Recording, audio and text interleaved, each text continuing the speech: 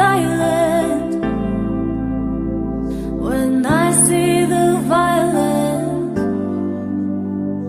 I'll speak for the voiceless, bring hope to the hopeless. It's been too long, killings going on. What about human rights? Where is UN? Why all the people in power silent? Yet all our people are dying. Save our people, save our children, save our mothers, save our sisters, save our brothers, save our fathers, save our people,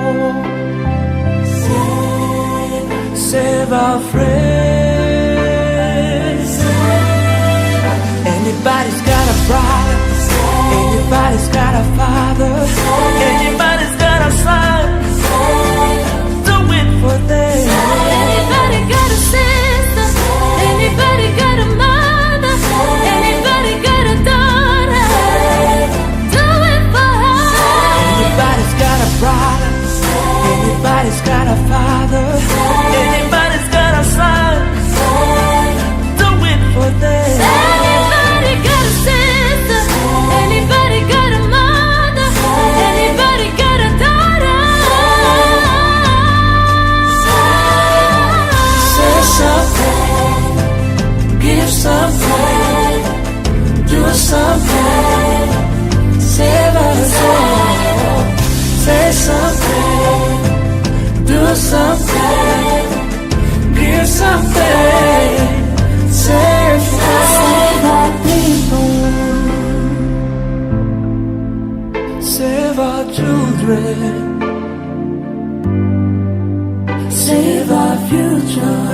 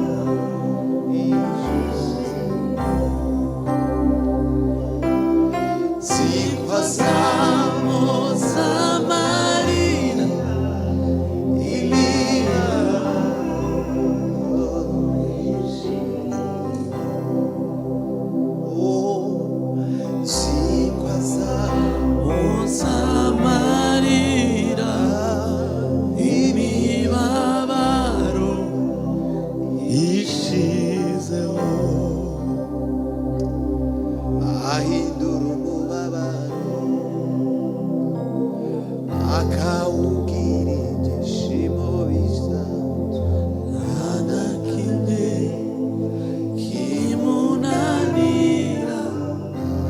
agenga ibihe niwuhindura amateka uba ari umushumba kaba umwami nta kimwe kimunanira agenga ibihe wambaye ubushwambagara nubwo wambaye ubushwambagara yahindurira w'igitare nta kimwe kimunanira agenga ibihe iyo ureba ndahingurwa akabona shanga ariko biye nta na kimwe kimunanira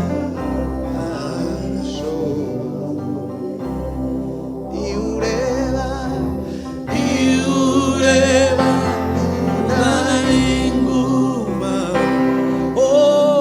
akabona shanga ariko biye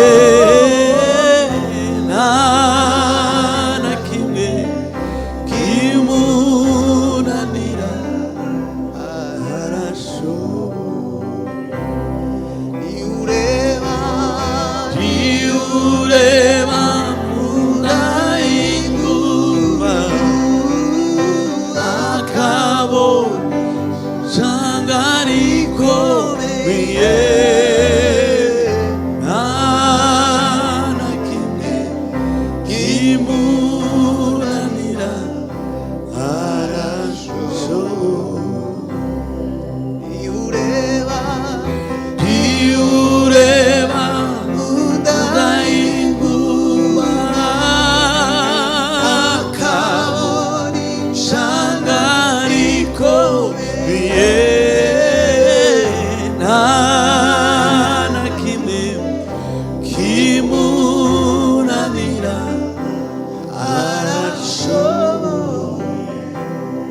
arashoboye iyo ureba ndahingurwa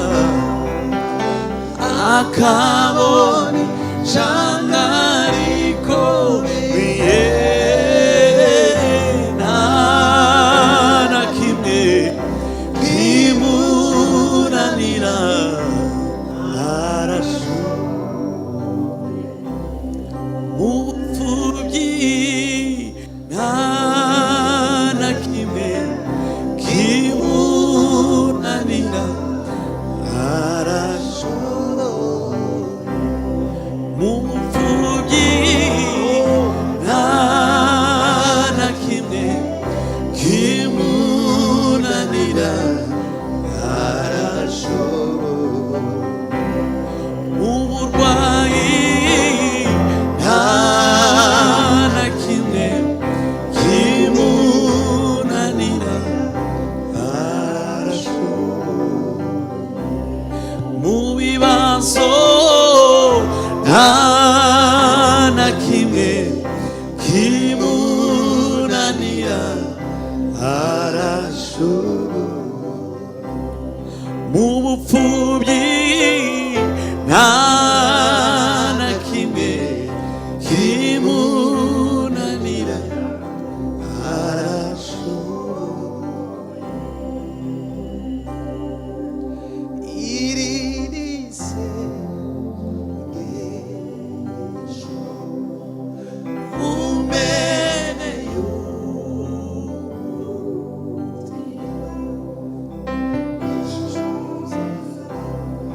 tuguhaye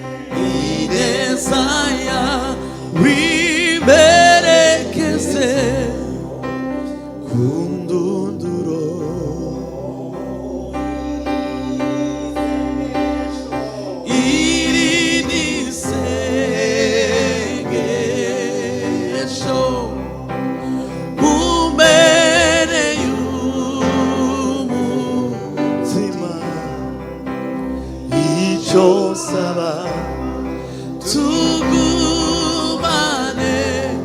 niba ugiriye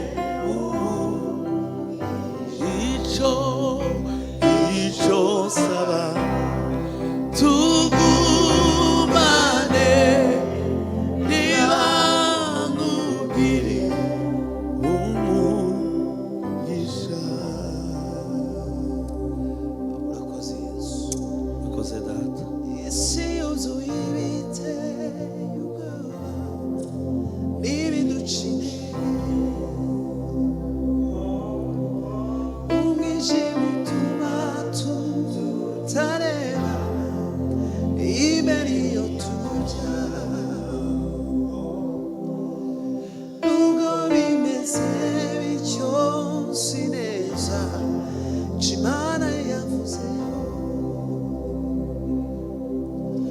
kuko ari nta jambo Imana ivuga maze ngo rihere.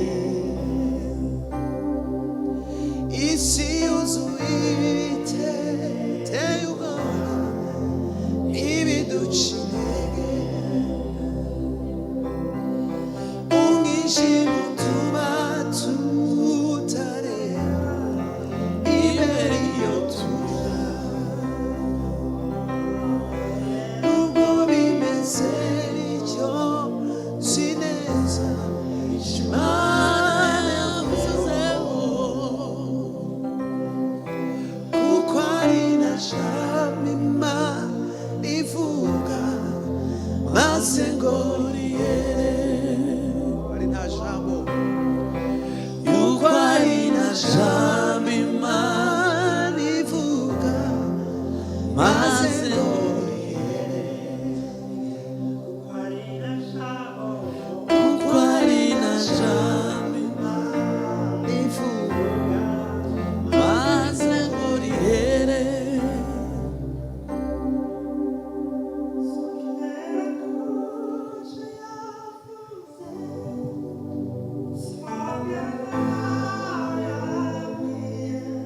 Uko Imana atari umuntu wibeshye,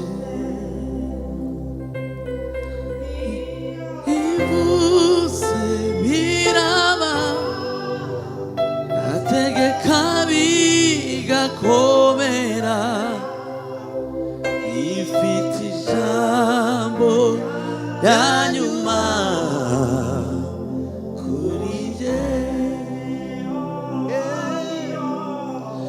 Iyo ijambo rya nyuma kuri twe, rifite ijambo rya nyuma kuri twe. Sogera kuco navuze, sogera naho yambwiye, uko Imana atari umuntu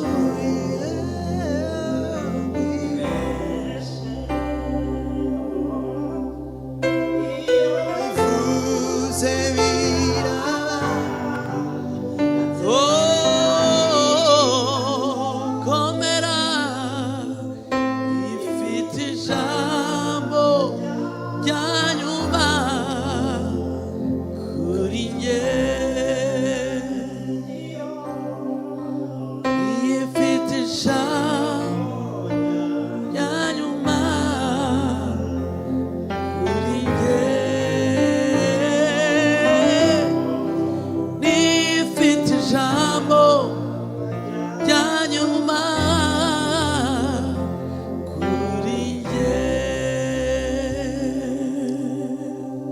Uru rugendo rwo mu butayu ruzarangira,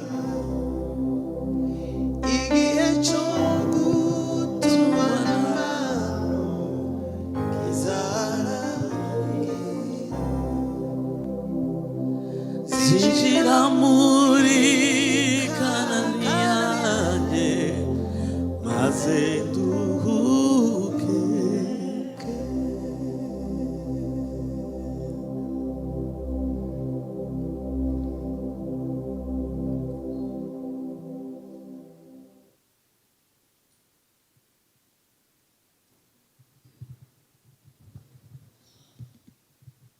Mwiriwe mwese, ndabegereje muri kino kibanza mbere yuko twagira ico dukora kugira ngo dutangire igikorwa. Duhera mikrofone umushumba umwe kugira ngo asenge tubone gutangira.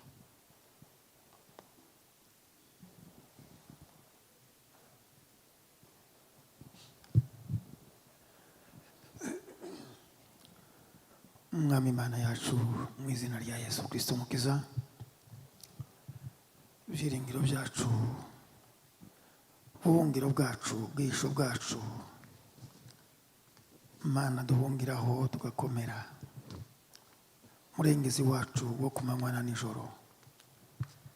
Uri Imana iri hejuru y'ibintu byose, uri Imana itegeka imyanya yose n'ibihe, uri Imana iri hejuru yuko dutekereza twebwe, kandi tugiye kuvuga izina ryawe dutera ubwoba kuko turi abana b'abantu. Ariko iyo twibutse ko kuri data wa twese uri mu ijuru, bituma dutinyuka tukuzaho turi nk'abana bawe dukambakamba.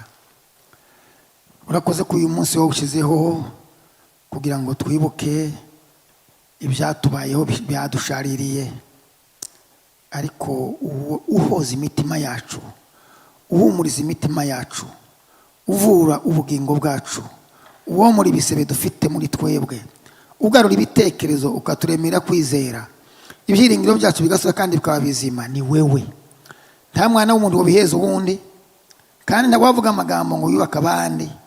Ukuye kuko iyo uvuze ucishije mu mwana w'umuntu uko ari kose, Mana ijwi ryawe rigasohoka, imitima yacu zigubwa neza. Dutangiye ibi birori, uyu mubabaro, iki cyunamo, dutangiye kugira icyo tuvuga n'icyo tureba. Turagusaba ngo tubere mukuru muri kino gitaramo cyacu.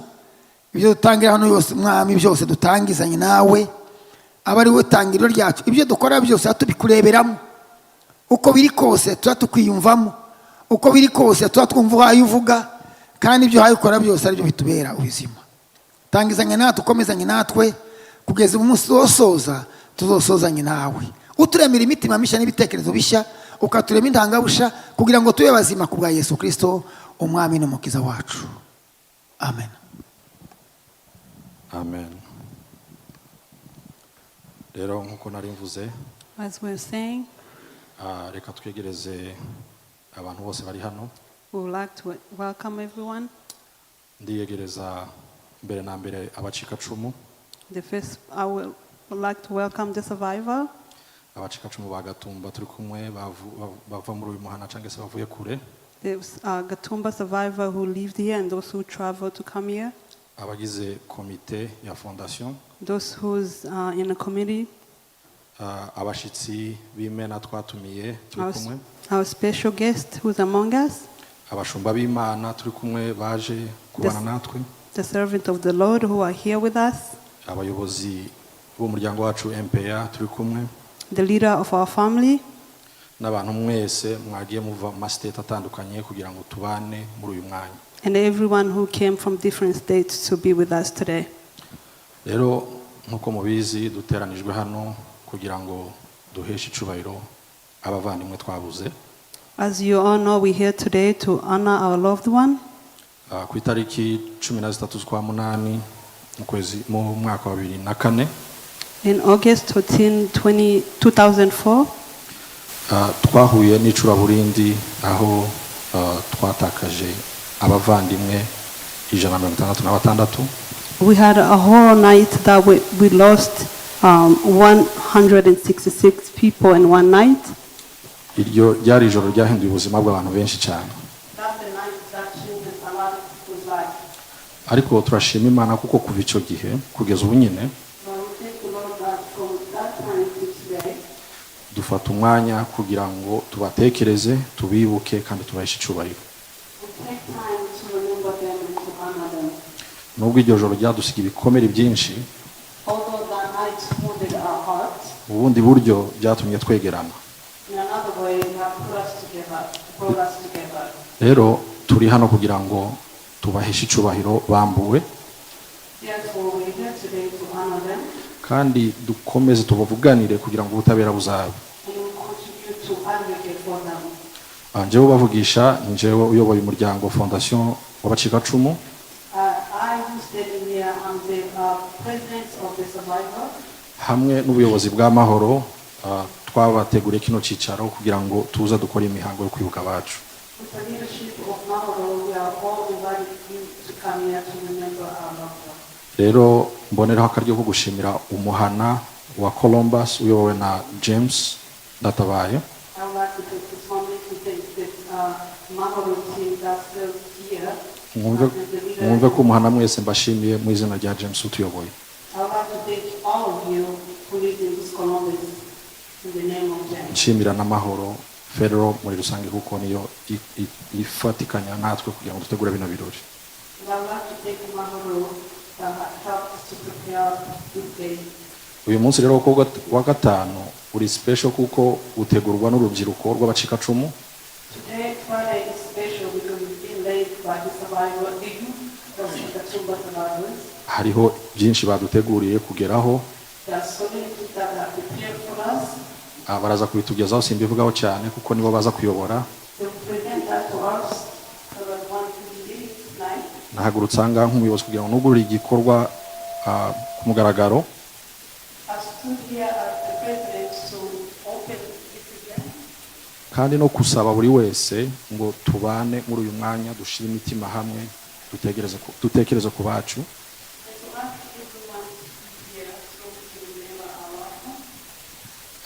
Rero mubone bino bikorwa mubona hano n'ibyo mubona byateguwe hano, hariho team yitwa coordination team ushaka ku recognize mbere ko ndangiza.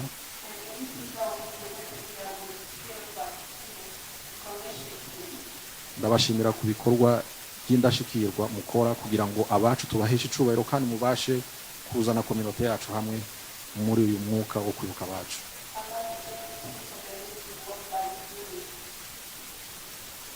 Rero ndatinze reka niyegereze Yvonne. Turagerageza kwihutisha no kuko twatangiye dutinze,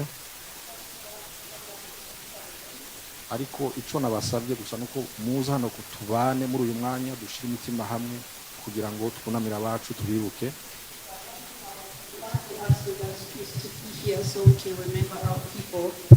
Kandi tugerageze gukoresha ituze. Uyu mwanya babiteguye basabye ko byakorwa n'ituze ishoboka ryose. And please try to behave. Rero ndatinze nongeye kubiyegereza mwese mukurikire ibikorwa urubyiruko rwaduteguriye. Murakoze. I would like to welcome you guys. Thank you.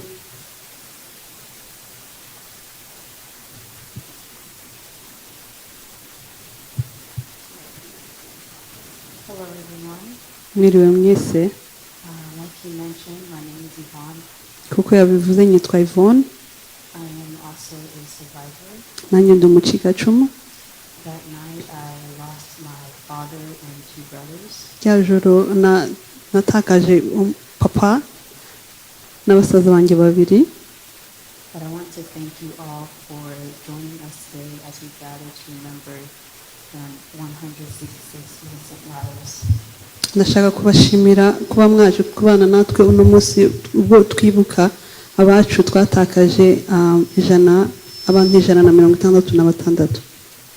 Behind the number 166, muri uyu mubare w'abantu 166 there were fathers, hari harimo abapapa, mothers, abamama, sons, abasore, daughters, abakobwa, brothers, abasore bato, abana bato b'abahungu, sisters, abakobwa, friends, inshuti, and loved ones. n'abo dukunda. There were people with dreams, bari abantu bari bafite dreams, families, umuryango, and futures that were taken far from them. bari bafite n'akazoza keza k'ejo. 22 years later, imyaka 22 irenga, we continue to remember because the lives mattered. dukomeje kubibuka kuko ubuzima bwabo n'ubw'agaciro. We speak their names Turavuga amazina yabo because they must never be forgotten. kuko ntago dukwiriye kubibagirwa. We honor their memories by standing with families Twaje kubibuka, who continue to carry the pain of that loss. dukomeje kwibuka kubaho n'ibikomere byabo, But remembrance must also lead to justice. kuko dukomeza twibuka dukomeza kubagwanirira. Justice means seeking truth, accountability, and recognition for the victims and their families. Dukomeje kubagwanira kugeza babahawe justice niki itabera. While we cannot change what happened that night, Tudushobora guhindura ibyabaye muri rya joro, we can refuse to let their stories be forgotten. ariko dushobora kwanga ko ubuzima bwabo bwibagirana. As people of faith, Nk'abantu bafite kwizera, we trust that God sees every life that was lost. twizeye ko Imana ibona ubuzima bwa buri muntu wapfuye muri wa munsi, And comfort those who mourn kandi ikomeje no kwihanganisha abari kubabara, and remain close to the brokenhearted. kandi n'Imana iba hafi y'imitima ibabaye.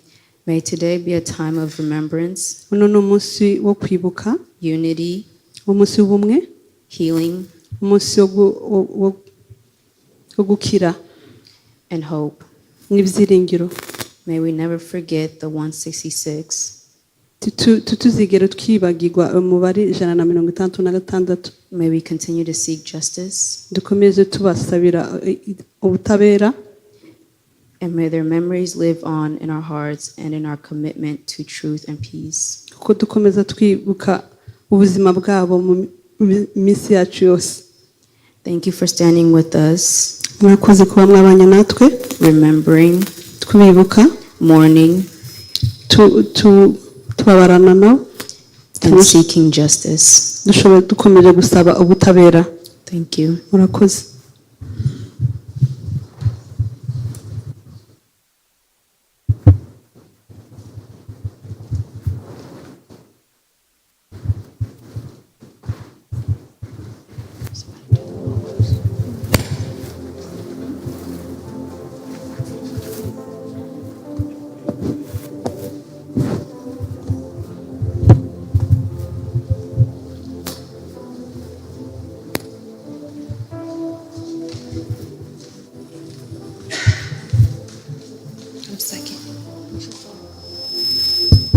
Okay.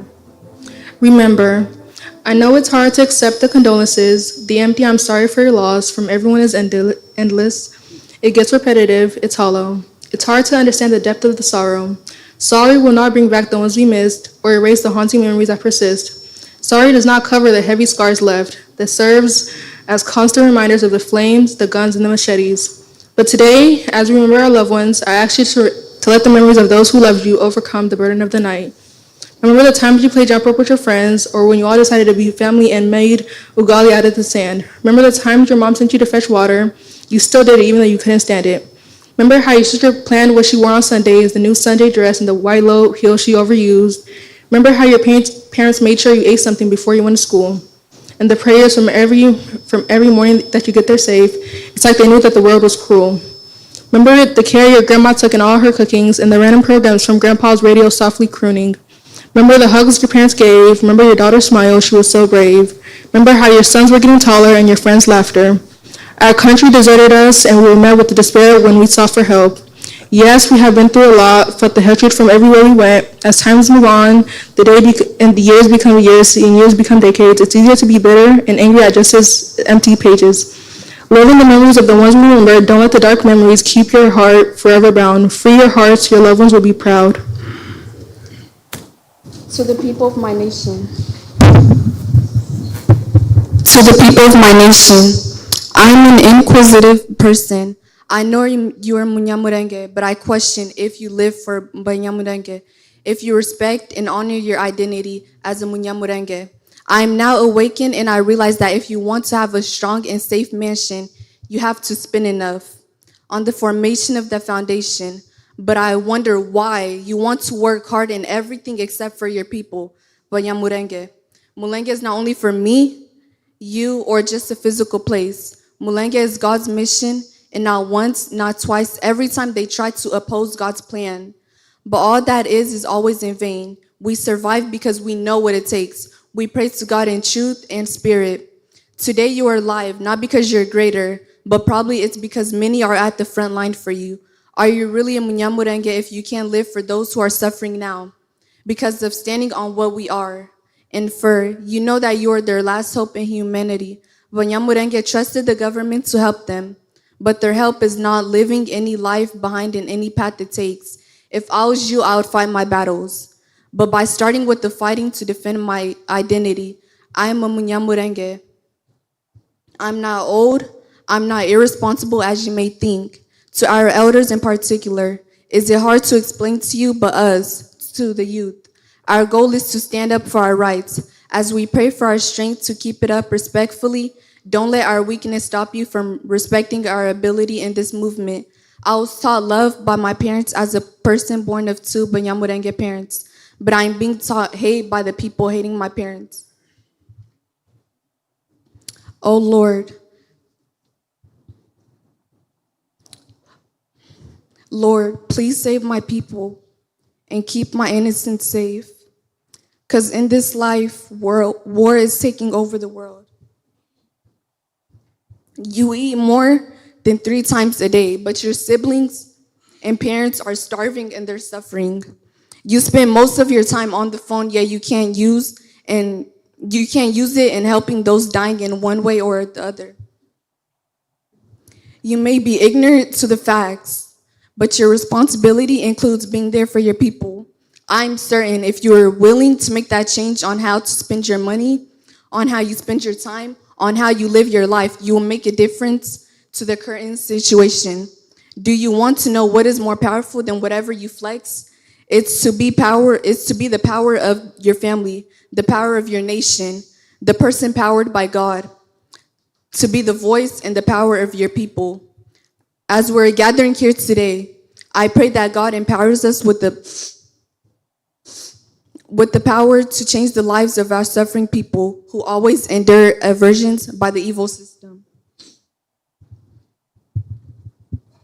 I am Mulenge. My morning alarm is a blooming sound. I am a Munyamulenge, and my sleeping pills is a coma. When at night a killer reaches my dorm, my dreams are begin to shadow IWACU. In my shadow glass, my dreams are not the same again. My land was filled with peace, love, until your loved was to see yourself prosper at the cost of internship. My life, my history, I can't comprehend how prosper begins to kill my parents in front of my siblings as they pursue our worth and still look human in the eyes of the world.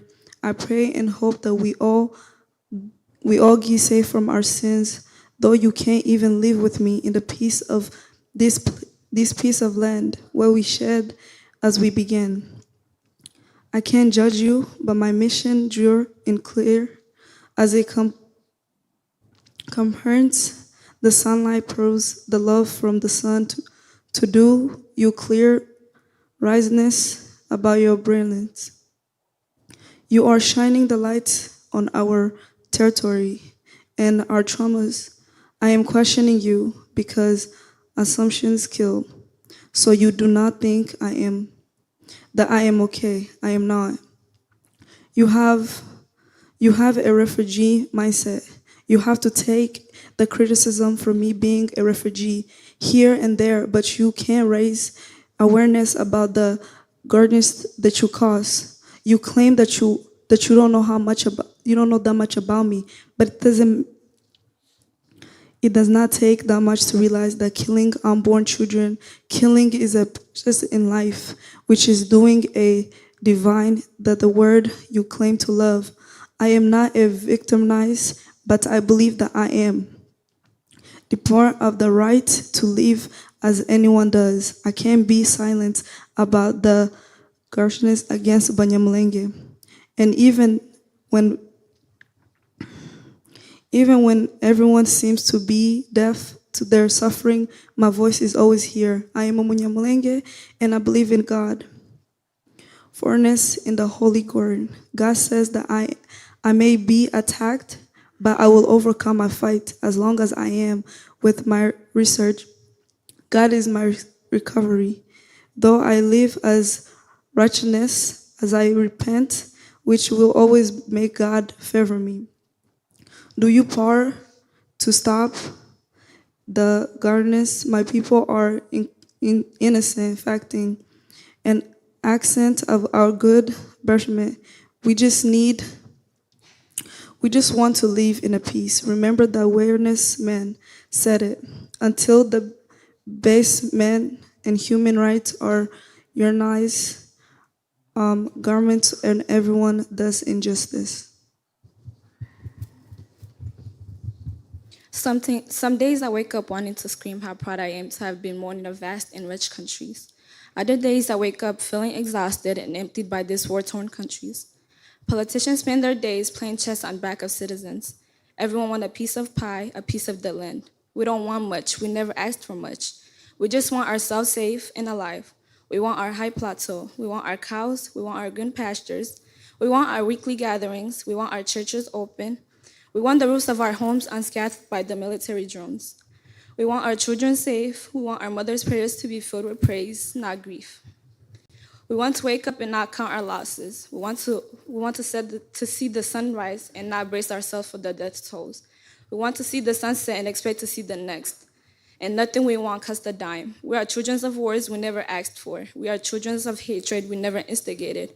Our mere existence has caused our demise. Where does one go to ask to be unborn without dying? I'm asking for the hundreds of children's mothers, grandparents that are being killed for how they came into this world looking. And there will always be people trying to explain that we're responsible for our own demise. And to them I say, read the victims of 1964, 1966, 1996, 2004, 2017, 2018, 2019, 2020, 2021, 2022, 2023, 2024, 2025, 2026, yesterday, today, tomorrow, and all that is in between. And tell me exactly what crime each of them committed. We're only children of Mulenge, and that should not be treated as a crime. Life is good with God. La vie est belle with God, and death envy that. That is a fact. Today I woke up from my sweet dreams, yet it seems like my ups still asleep, yet my downs made it to my reality. I have to smoke heavily, though I suffocate my blood, or I risk my mind to let me astray, because I can't easily keep my thoughts away from the dirty ways. My way to relief seems a life away, because I don't see any light of hope around my thoughts. I hope I don't have to die to be. I know time will tell, but I can't close my eyes meanwhile, and everything I pray seems to be blocking my ears. Will I hear the time when it tells the truth? Who knows? I hate to say it, but death is consuming me alive. The death of my good humor, the death of my trust, the death of my dreams, the death of my hope. It may be my end. Do I deserve this? My mind only sees death, my ears are blocked by anxiety, and my heart is frozen by depression. I wonder how I still walk. My safety house, the love of humanity, is being shattered down by anger like a glass in a smashed room. I don't know how to clarify my life hardships, but the ship I'm steering is a mist of a very wavy ocean because of the tragedy I endure. Death is certain in this life, but it seems closer than ever. My life is a dilemma. I was taught to follow my heart with my mind, yet I can't always be aligned. My heart is led by love, but my mind ends up being soiled with evil thoughts. They assign heartless and merciless beings to massacre and erase my bloodline. I can't call them human, because they brutally killed innocent people, and that is not humanity.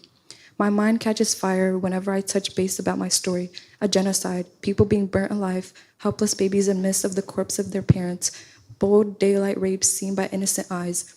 I said it, my mind is boiling, now that I recall the hopes of great future turned into funerals. Since the massacre of my people, one after the other, regardless of the sorrow of my past, I didn't pass away, but I continuously pray and honor the innocent souls with hope of seeing them in the next life, because God is just.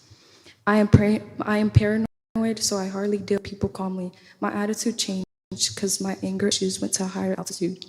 Literally, my short temper is at its peak. After realizing that those who massacre innocent people easily get away with their evil deeds, I do not want to doubt or question my Lord, but I am human, and I wonder why it had to be them, not me.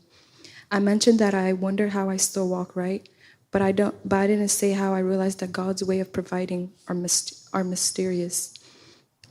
I look for the swift way to bridge my soul with my sweet dreams, to sacrifice my flesh and blood.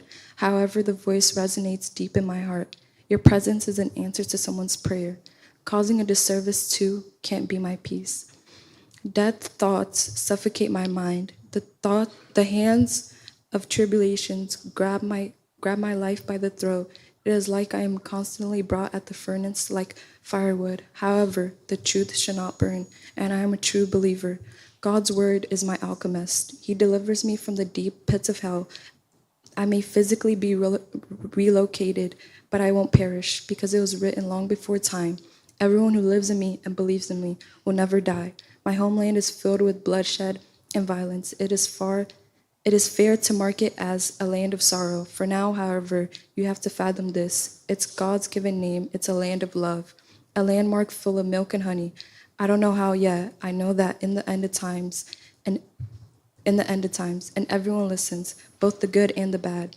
Affluent and wise people alive, if there is life before death, they get curious of life after death. The world moved on. It's unfair. Everything is still, so perfectly still. The whole world is moving forward in unison. Everyone is happy. Giggles and genuine laughter echo against the walls in the streets. The grass looks greener and the sun is shining, but that's not how I feel. I feel as though the sheer perfectness of this moment is a betrayal to all the emotions going through my body, to the conflicting noises in my head, saying things I could never dare to speak out loud. It's clouding my mind, the kind of cloudy that brings a sort of sadness and yearning for light, sunlight. It's early quiet in my mind, yet the silence is so loud it's deafening. All the emotions I feel are so painful. What once was a dull ache within the depths of my chest has turned into something physical. It hurts to feel. I want to scream, shout, cry, and tell the whole world it's so unfair. So unfair that you get to be happy, but I don't. So unfair that I get to see you be happy, but I stay stuck in this misery.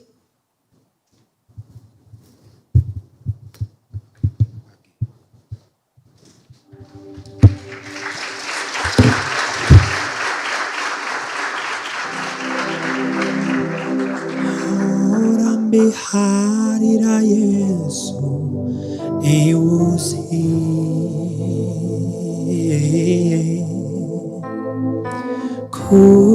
kukwamara gahinda babaye mora biharira Yesu mora biharira Yesu neusi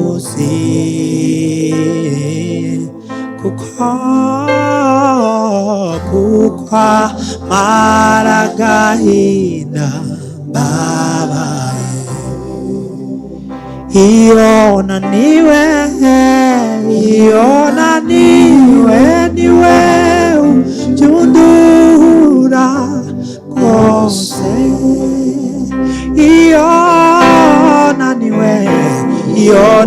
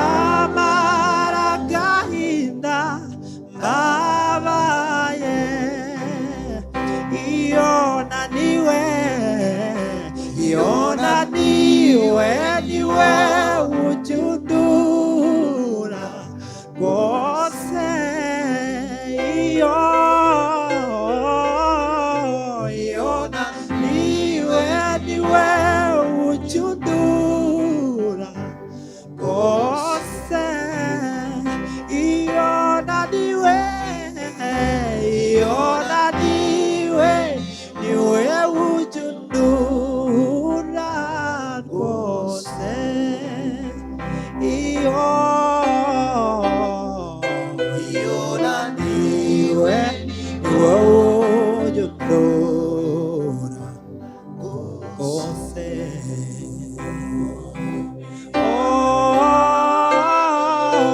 mpora mbiharira Yesu niwe uzi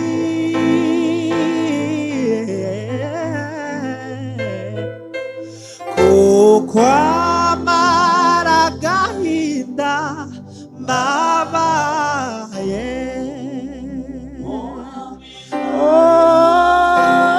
mpora mbiharira Yesu niwe uzi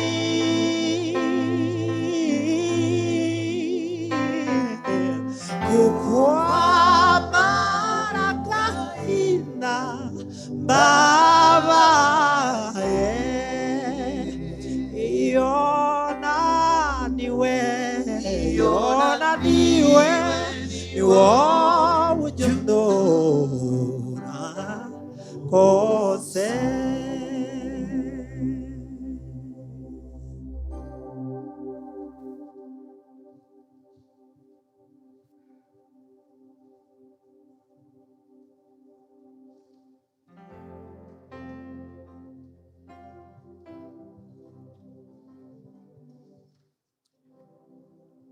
murakoze.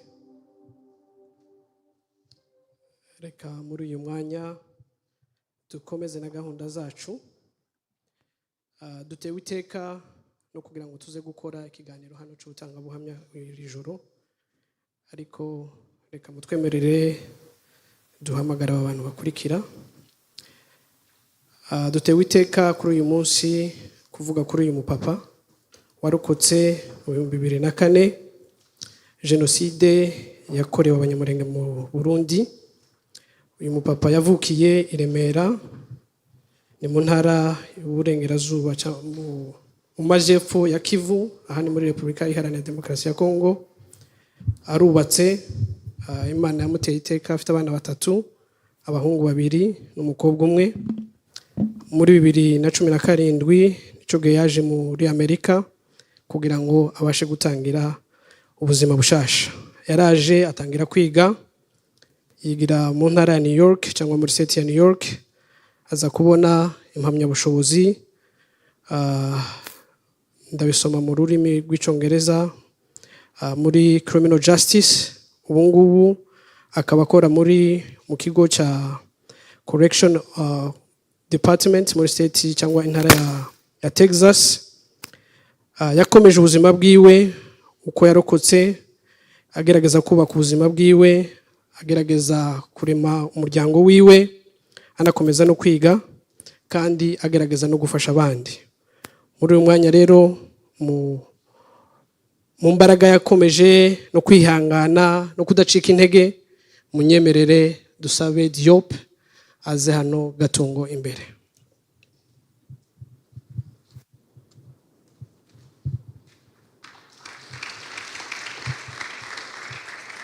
Reka tubasabe ntimuze gukoma amashi, nta mpamvu yo gukoma amashi umunsi nk'uyu ngo murakoze cyane.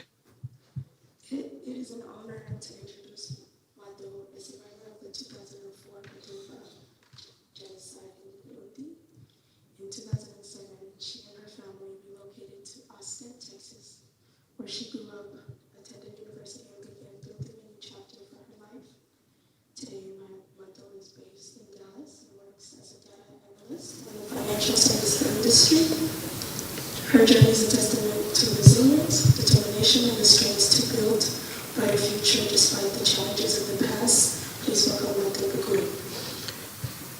Dukomeje, reka dusabe uyu musore nawe ubutoto mu gutwa. Yavukiye muri Repubulika Iharanira Demokarasi ya Kongo, n'umwe mu bacikacumu bariya mu nkambi yo mu Gatumba. Utoto n'umuryango we waje muri Amerika mu kwezi kwa 3 2007, aho yatangiye amashuri yiwe, atangira amashuri yibanze, arakomeza. Kuri ubu nyine dushima Imana cyane kuba ageze ku mpamyabushobozi y'ikirenga cyangwa iyo twita doctorate mu ishami ry'ubuhinzi. Kuri ubu ngubu Butoto akora mu kigo muri state ya Iowa nk'umushakashatsi muri ico kigo.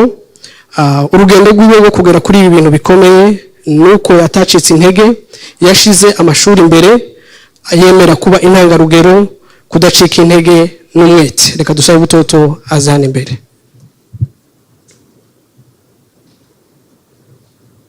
Next up it is an honor to introduce Nahoza Kumi, who was born in Ufite, Congo and raised in Cuba. She's a GATUMBA survivor, a devoted mother of 4, and a woman of remarkable strength and resilience. After losing her husband, Nahoza continued to raise her children with determination and love. Today, her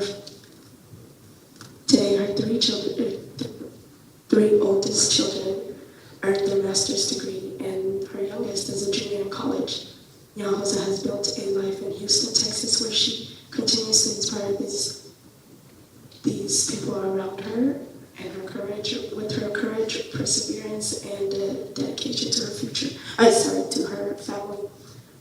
We are honored to have her and have her share her story. Please welcome Nahoza. Utwemerere dusabe umupapa nawe dutewe iteka no kumwiyegereza muri iki kiganiro cyangwa muri ijoro ryo gutanga ubuhamya. Yavukiye muri Zura nawe muri Repubulika Iharanira Demokarasi ya Kongo. Bibaye 98 intambara ibaye, umuryango we wabashije kurokoka uja ibuvira. Muri iyo ntambara yaje kubura umubyeyi wiwe, papa wiwe, aho yabuze ubuzima nawe muri prison ya Lubumbashi.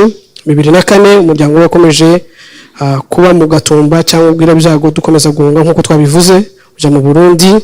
Uyu mupapa arakomeza mu kunyura muri ibyo bintu byose bigoye, ariko yihanganye gukomeza kwiga, akomeza amashuri yiwe mu gihugu cy'u Rwanda, aho yabonye impamyabushobozi mu icungamari mu gihugu cyangwa muri Université ya Catholique mu gihugu cy'u Rwanda. Uyu munsi uyu mupapa akaba akorera muri state ya North Dakota mu bitaro byaho. Urugendo rwiwe nubwo rutari rworoshe, ariko yemeye kudacika intege no gukomeza kugira ngo yemere guhiga ibimuhiga. Mutwemere twakire Bene Patrick Bisenga.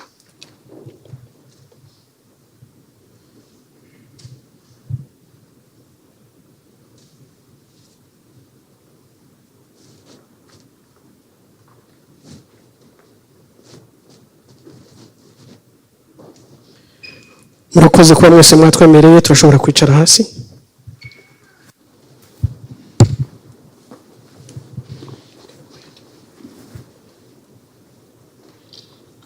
First up, we're going to ask, how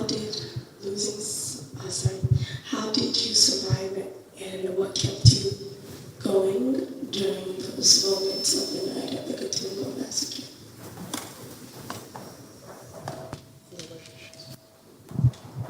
Can you guys hear me?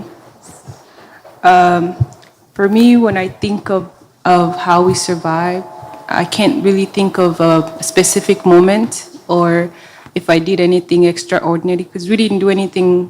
There wasn't any strategic planning because there wasn't any time. Everything was happening so fast. But all I know, it was God's will for any of us to survive that night, because the chances of us surviving was slim to none. But I can maybe take you back to what happened that night. For me, I remember we went to sleep as usual. We went to bed. I was sleeping with my mom and dad and my younger sister, Kanyambo. I remember it was maybe around 9 when the attack took place. We had already went to sleep. I remember I had gotten woken up by what sounded to me like thunderstorms. And, you know, maybe in my mind I was thinking it was raining. So I woke up and I just stayed in bed, you know, waiting, just listening to what's going on. And so the sounds just continue going. They persisted, got frequent and louder. I remember listening to, you know, Abakuru, the adults trying to figure out what was going on. Some of them were saying maybe the robbers came and they're trying to steal the cows. I remember one of my uncle, Bamukuba Gishoma, he was staying next to our little room, and he said Mubadute, meaning we have been attacked. And I think my uncle knew because he was in the military. maybe from experience, you kind of figure out what was going on. But the other adults, I don't think they were buying in that, you know, we were attacked. So we stayed there for some time, I don't know for how long. After a while, we start hearing screaming from people outside our tent. And then, you know, people in our tent started like apologizing to each other. It was just, you know, chaos. My dad decided to go outside to go check on what was going on. So he ran, you know, in the front door of the tent. And for visual purposes, for those who were not there or don't know how the camp or the tents were set up, it was a huge building or a huge tent that was divided by 2 rows, and each family was given small room, very tiny room, but for some reason it met the need for that moment. So, I mean, we were all divided by just a gashasha, basically, like we could hear what was going on, so people were just talking in there. So when my dad went outside, we were all standing in the hallway. So he came back, basically, asanga ibintu bimeze nabi. He was like, you know, dushirire hanze, dukizwe n'amaguru. Those were his exact words. And I think at that time, kera bari batangiye gutwika amahema. So it was easier, it was better for us to go and die outside by bullets than to be burned alive in the tent. So that was his encouragement. So he told us basically he's gonna run to mukurikira. He ran and we followed him. And once we got outside the tent, it was just, you know, it was just chaotic. I think I heard somebody describe this, and I don't have the right vocabulary to explain to you the intensity of the gunshots, but I remember somebody described it as imvura amasasu, and I think that's the only way you can explain it. When you get outside, it was just like machine guns, and it was coming left and right. And that's when I think about it, like, I don't think there was any chance of us actually surviving that night. Nobody would have survived. And there was no planning like, oh, I'm gonna go run this way, I'm gonna go run that way. There was no time for that. So yeah, so when I think about it, it's God's miracle that anybody actually was able to survive that night. Mado, just follow-up questions for people, the audience and the people who are not here in this room. How old were you, if you don't mind me asking that question? I was between 8 and 9. 8 and 9. Yes. Mutwemerere duhindura ururimi tubuze gukoresha indimi zombi ku mpamvu za audience dufite hano. Hari usobanutse cyangwa umenyereye kuvuga mu rurimi rwacu rw'ikinyamurenge, hakaba n'abandi bavuga mu rurimi nyine rw'iki gihugu. Reka dukomeze kuri mama Nyahoza, nimba mikoro yawe ihari. Tugaragaze nubwo bitoroshe kuyegereza mikoro. Uriya munsi byarabaye, Imana irakurinze, urasotse mu nkambi uri muzima. Mu gitondo byabaye, niki cyari mu bitekerezo byawe? Tugerageze utuganirize urwo rugendo, nubwo nyine ari rurerure, ariko ugerageze utubwire bwakeye cyangwa nubwo bwari butaraca, utubwire uko byari bimeze no mu bitekerezo byawe. Urakoze. Muri rya joro ibintu bimaze kugenda kwa kundi byagenze, kuko Madera amaze kubivuga, barashe ahantu hose uko inkambi yari imeze, mu buryo nta muntu bari ko bumva aho amasasu yaturutse. Mbese bari ko bumva ari imbere ari inyuma, hose bari ko baharasira. Ariko mu gitondo nkuko yari abivuze, abavuye aho barahunze. Njyewe mu bahunze nahunze nyuma y'abandi bose, kuko navuye mu nkambi bamaze no kuzitwika. Mbese nahavuye umuriro ugiye kungeraho, kuko nari mfite umwana mutoya. Noneho mbanza gutekereza ko wenda isi yashize, umutima ukambwira ngo wenda ninje wasigaye. Ariko naje kumenya ko twatewe, mbanumva abandi bantu babavuza induru. Nyuma y'ubwo nza gutekereza ko wenda umuriro nshobora kuwuzimya n'amazi. Nigiriye inama yo guhaguruka aho narindi, kuko nari njyamye mu maraso, numvaga amaguru asa nkaho bandashe. Ariko yari amaraso nari njyamyemo y'abandi twari kumwe. Nza kubyuka ndebye umwana nari mfite nsanga bamurashe ku kuboko, noneho ndamutora ndamwiyegereza kubera umwangaza mwinshi wari uhari. Nza kurangiza undi mwana mutoya nawe igihe baduteye gerenade yasimbutse aja mu rundi ruhande, noneho nibwira ko ari urupande rwanje rwari ruhari. Ngiye kurutora ngo mpeke umwana mutoya nari mfite, nza gusangamo undi mwana wari urimo, ndamubyutsa ntora urwo rupande mpeke uwo wundi nari mfite, ariko ngerageza gusuka amazi mu ibase kuko hari ibido aho iruhande rwanje ryarimo amazi.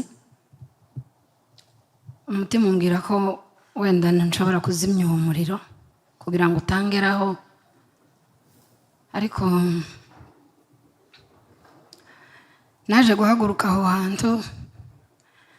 Ndebye ku ruhande rwanje nsanga abantu bose bahapfiriye. Ihema nari ndimo twari kumwe na famiye Nyamusore, famiye ya Ruhumuriza, famiye yo kwa Nyasi, famiye yo kwa Papa Kanyabitabo na famiye yo kwa Muzehe Faustin. Harimo abantu benshi bapfiriyemo. Narabyutse aho nari nicaye ndebye ku ruhande rwanje nsanga hari abantu benshi bapfuye ndetse bari batangiye no gusha. Noneho mbagurutse nari mfite umwana nari maze guheka, mfite n'uwundi mu maboko, mbona ahantu bashanyuye mu ihema. Nza kwibwira inama yo gusohoka. Narasohotse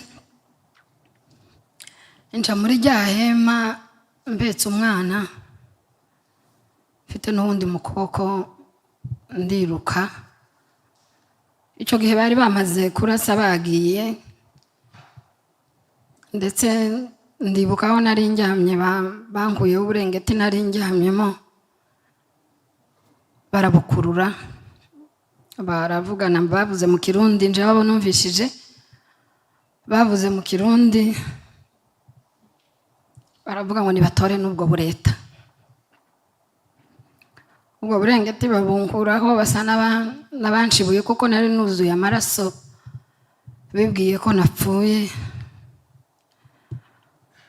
Ubwo naje gusohoka ndazamuka, nje nyine nari mfite abo bana babiri.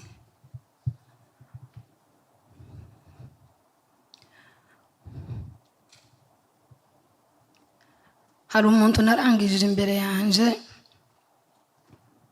nagerageje kumuhamagara kuko hari umuco mwinshi umeze nk'uko n'amatara ameze, ariko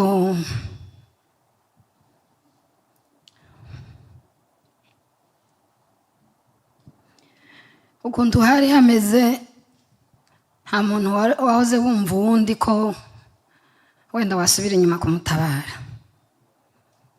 Narazamutse ndazamuka ngeraho mu mazu bari aho Gatabazi yari ari na musaza wanje na Pasiteri Semariza. Tuhageze twari abantu benshi,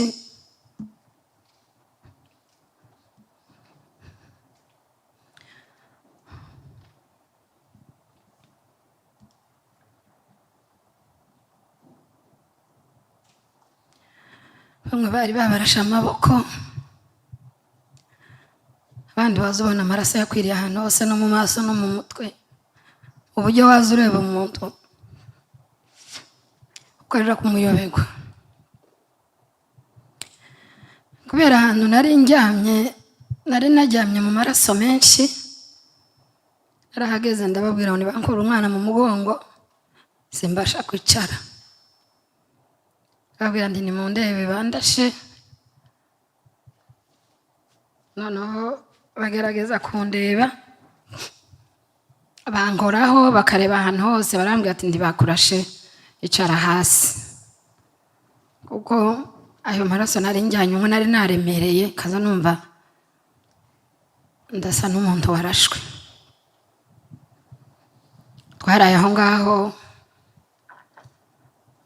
buraca mu gitondo twaragarutse mu nkambi. Nari mfite umwana watangiye kurira ubwo kuko bari bamuraciye, yari afite fragment mu kuboko.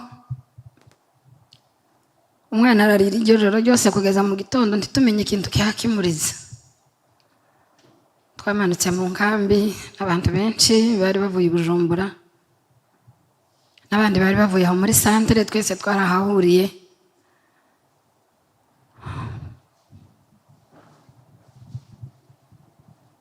Umuntu wari uhari niwe womenya, mbese niwe wasobanukiwe ibintu byari bihari, niwe womenya no yo kwibuka ko yabibonye, ariko kubivuga hari igihe umuntu atazamenya kubivuga uko byari bimeze.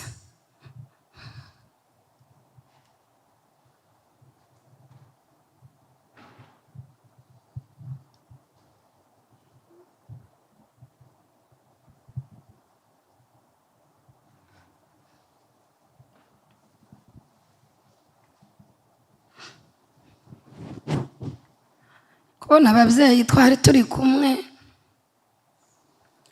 mu mwanya mutoya,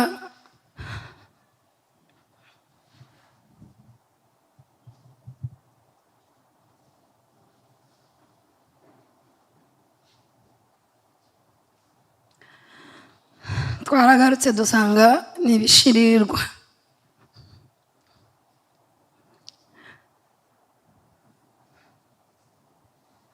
Wari kureba umuntu ukavuga ngo ese hano ko nta biti byari bihari, none se aba ni abantu bahiye bamera nk'ibiti.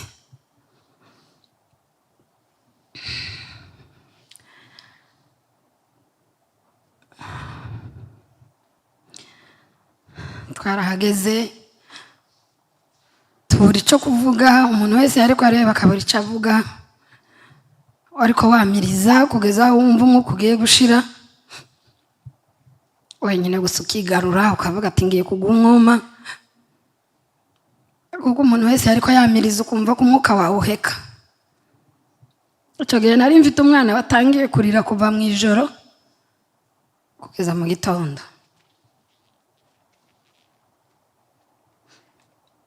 Kuko tutari tuzi ikibazo afite, tukagira ngo nta masasu yarayiyumvishije, ariko twabaye aho.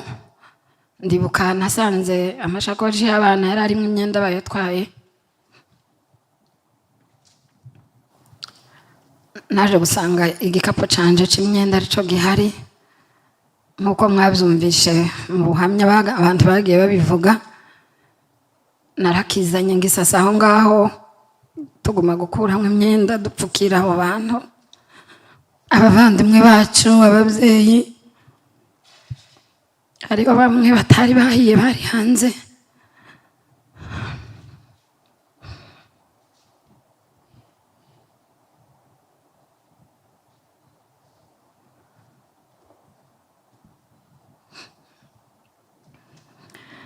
Hari n'abandi bari bahiye mu buryo hari igihe tuza dutekereza tukavuga ngo hari abantu bamwe tutabonye.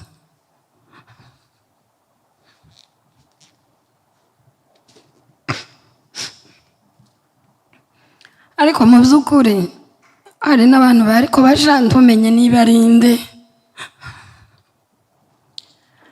tumenye niba ari n'umuntu, akavuga utekereza ngo wenda ni igiti cyahiye kandi ari umuntu. Twagumye aho ngaho,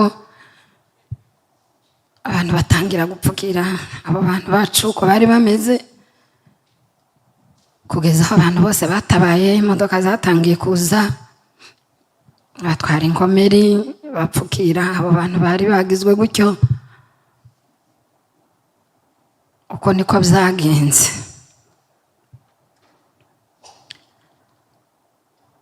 Ariko umugambi wabo bo bari bazi ko twese twashize, ariko ntitwashize, abasigaye turahari. Murakoze. Can you also tell us how old you were when the GATUMBA massacre happened? Yeah, I was about probably like 8. Is there more? Like, we're going to ask you the same question we asked her. What was it like returning to or arriving at the GATUMBA after everything that had went down that night before? yeah, so once we survived, we met up at this house, and this was in the morning, so we were not sure exactly what happened.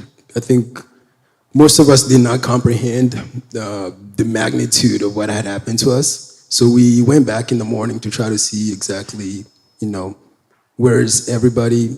Because me, I had fled with my mom, but she dropped me, so I didn't know where she was at the time. So, but I was lucky enough to have found my siblings and my father. So I knew where they were, but I didn't know where my mother was. So in the morning when we went,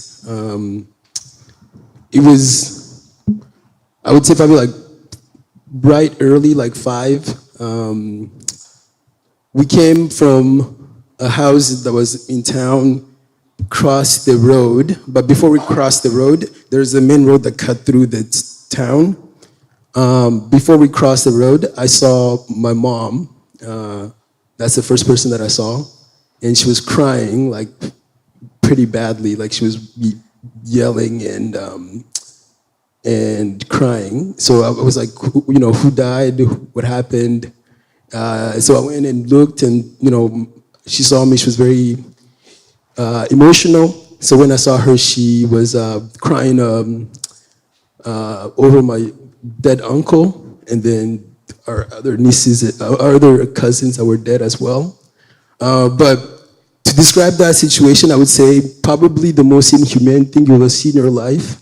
To see people you grew up with killed, shot, and burnt alive. That's something that, I would say inhumane, that you can't even comprehend. I don't think it does even magnitude to try to describe it, because just what happened to us is,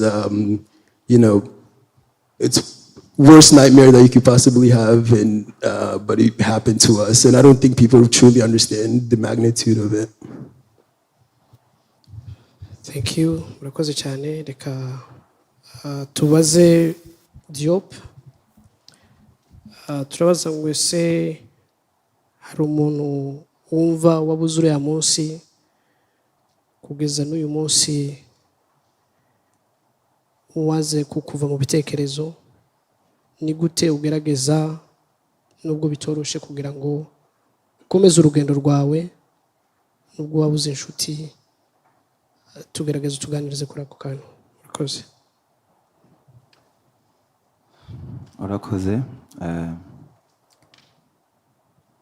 Ni abantu benshi, ariko nagerageza kwibuka bakeya abo nko mu rungano rwanje cyane cyane. Hariho nk'umuntu twakinanaga muri twegerane witwa Ngwabi. Ndibuka umunsi apfa twari twakinye match, abibuka yari yatwegerane na Aigle du Rouge. Uwo munsi hanabaye nk'akavuyo, hari ukuntu bateze mugwa neza dushaka nko kugwana. Icyo gihe baza bakwita, baza bavuza ingondera. Hariho umwana umwe wavuze, sinzi uko abibuka, aravuga ngo usiku tutabaonyesha, yabivuze mu Giswahili. Icyo gihe twari dufite umukoca witwa Bahoza, ashaka, niwe wari nka mukuru kandi yari umukoca, ashaka nko gukaruma situation. Rero Ngwabi ari mu bantu baza bangarukamwo cyane. Ubundi wa kabiri n'uwitwa Gisegeti, twariganye, nawe azangarukamwo cyane kuko twaranganaga. Ejo nazambwira ba sister biwe, kababwira ukuntu twicaraga muri class, image yose ikangarukamo. Hakabaho na Nyamasoso, nawe twariganye. Ni benshi novuga, ariko abo ngabo ni nkabo cyane cyane twasabanye mu buzima busanzwe nk'abari urungano rwanje, hakabaho n'uwundi ngo ni bose twabanaga muri quartier. Ngerageje kwibuka abo twasabanaga cyane ni nk'abo ngabo muri image zanje ngira.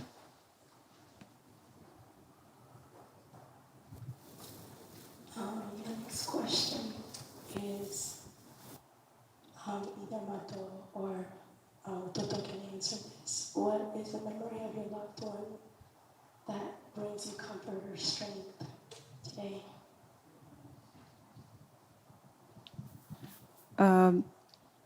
I think I want to start off. I think a person that I really want to honor today is my dearest friend, Nyanome.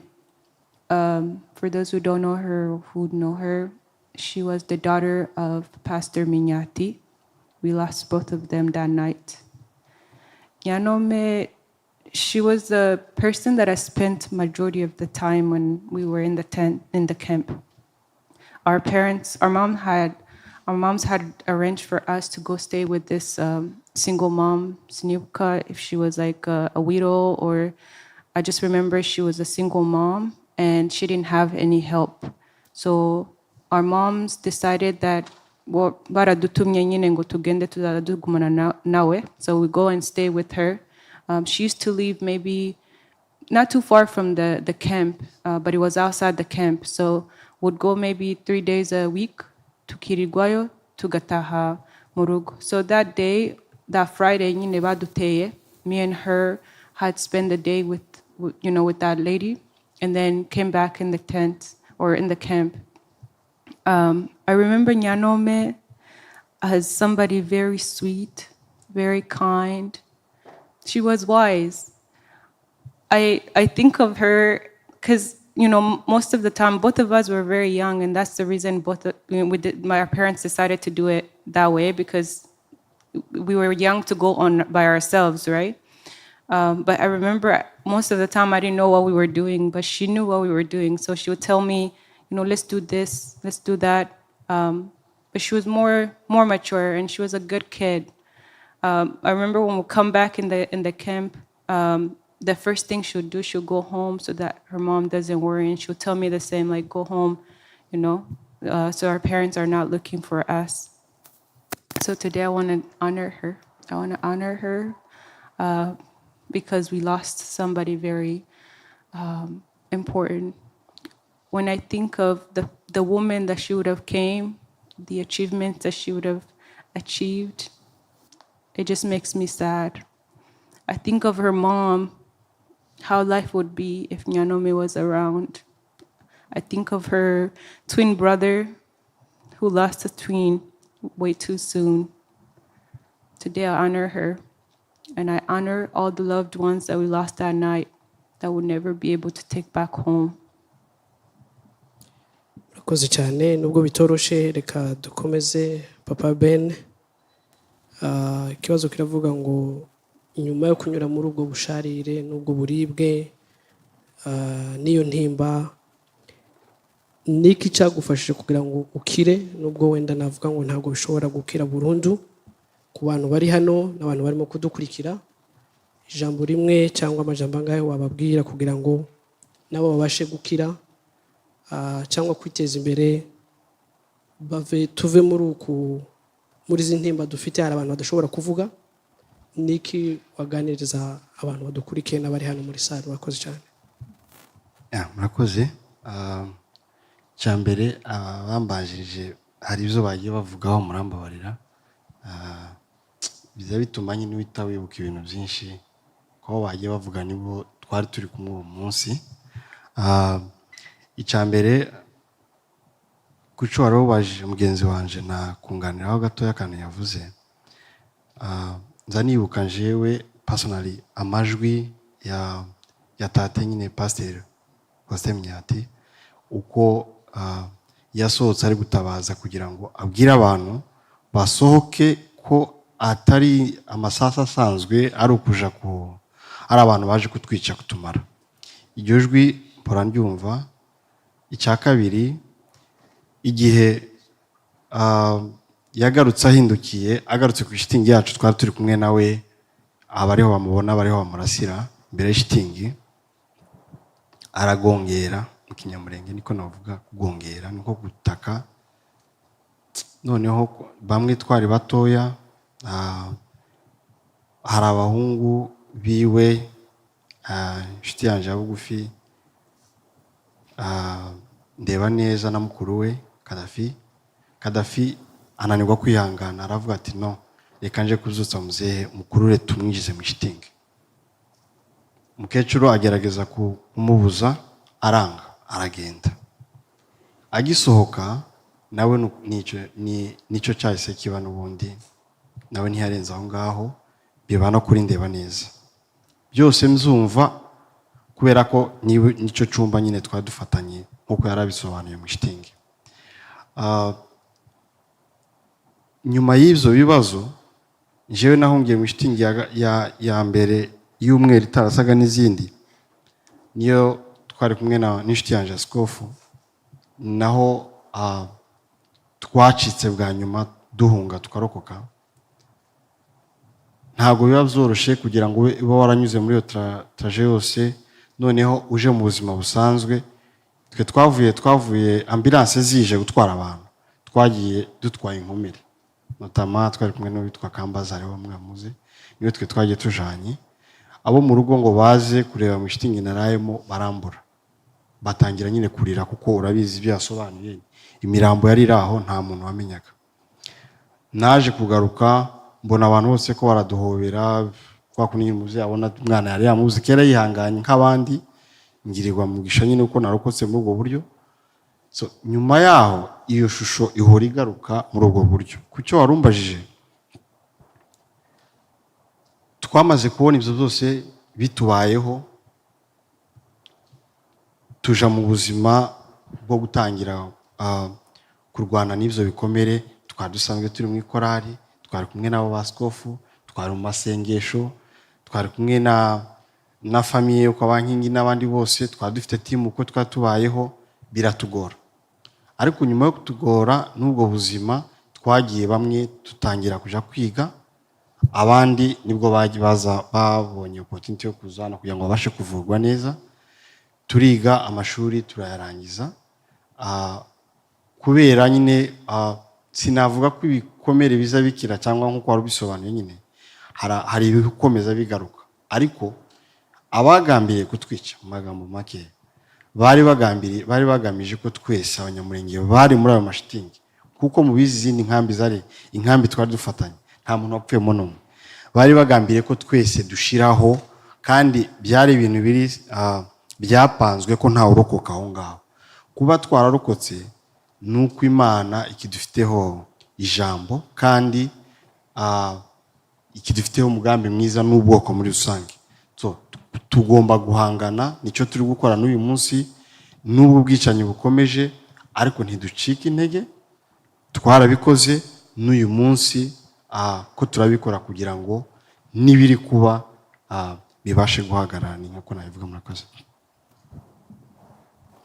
The next question is for Utoto. Utoto, what message would you give to the younger generations who were not with us, who were not alive when the massacre happened? The message that I would give is, I think, with time being removed a bit, I think people tend to forget easily. That's why we have these remembrance to not only remember what happened, but to also honor those that we lost.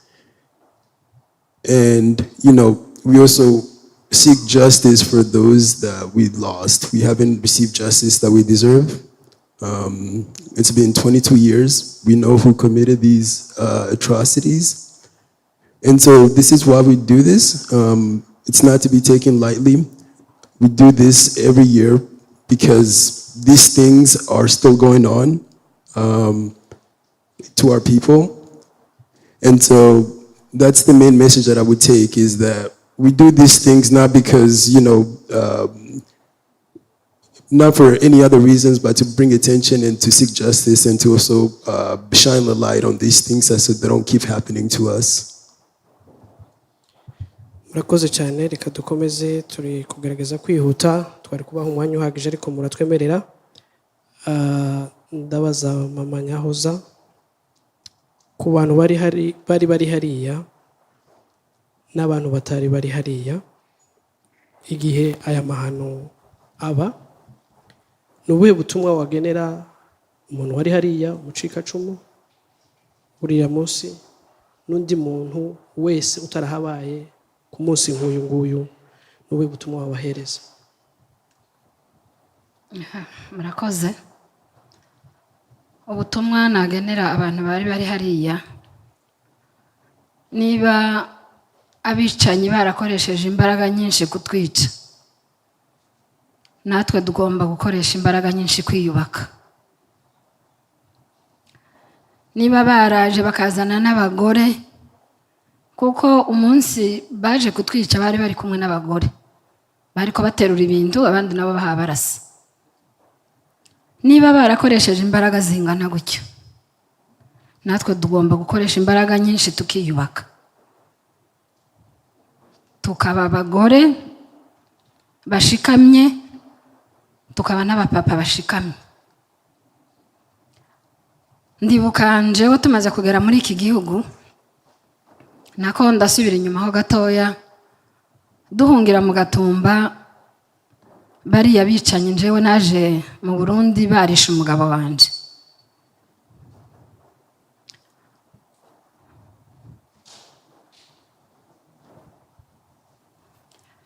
Uko babishe bari benshi, niko bakomeza gushaka kutwica twese. Uko babishe niko bari bashatse natwe kutwica mu Gatumba, ariko bishe bamwe abandi barasigara. Kubw'Imana yacu niyo mpamvu twasigaye. Tumaze kugera muri iki gihugu,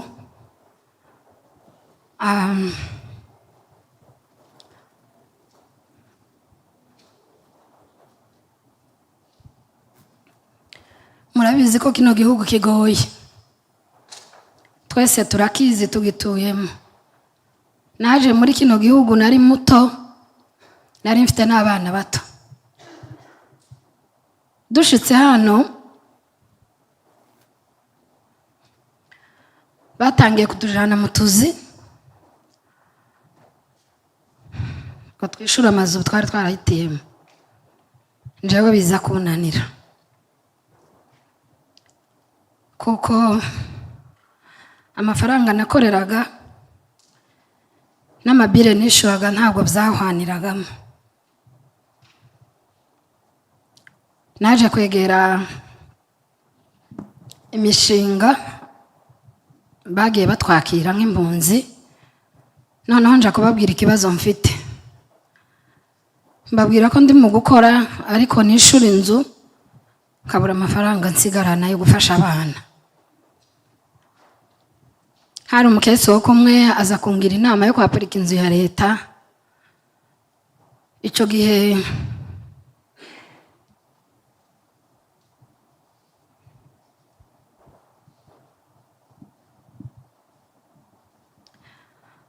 baramfashije kwaparika inzu ya leta. Ndibuka igihe kimwe hariyo bampaye, nukuri aho hantu wogira ngo none ni nk'imakobora. Ahandi iyo kure ndagira ngo sinzi abo bantu ko bari bameze. Twarahagiye tuja kureba iyo nzu, tuhageze kuhagera gusa nagize ubwoba, ndavuga ngo ahangaha bo hanyicira n'abana.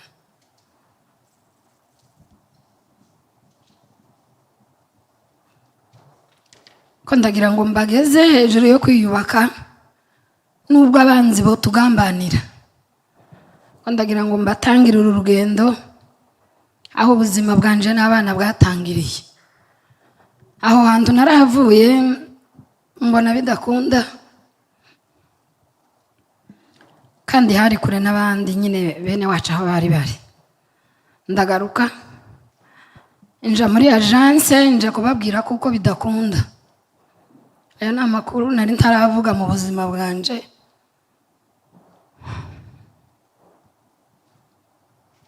Naragiye ndababwira ko aho hantu ntohaba hanteye ubwoba. Uwo mugabo agerageza kunyumvisha ko muri Amerika nta kibazo. Ndamubwira ntoya nagize ubwoba kuko n'ubundi ndacaba ufite. Sinzi kuza amakuru icyatumye turi hano. Arambwira ngo ese niki, ndamubwira amakuru yose. Arambwira ngo ese niko byagenze ndinda ariko hari ahantu sinohaba. Yaje kumbwira ati hangane turebe ko twakwapurikira ahandi, atariko akenshi amazu ya leta akunze kuba ari ahantu hameze kuriya. Yaje kunyapurikira ahandi, narahagiye maze kuhashika noneho mbona nta yindi choice mfite. Naragiye nja gusinya kontra, ariko nayisinye uwo munsi ndarira. No muri office bararuha barambaza ngo se niki cyabaye. Ndababwira ngo ndaca. Hari undi muntu twari kumwe arambwira ngo Imana yabarinze mu Gatumba ngo izabarinda na hano.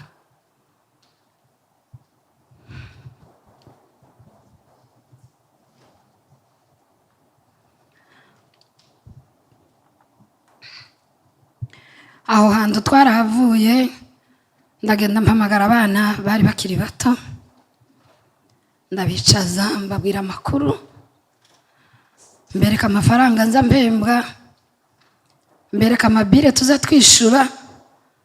Ndababwira ngo kuba hano ntibyokunda, bazoja kutwirukana mu nzu.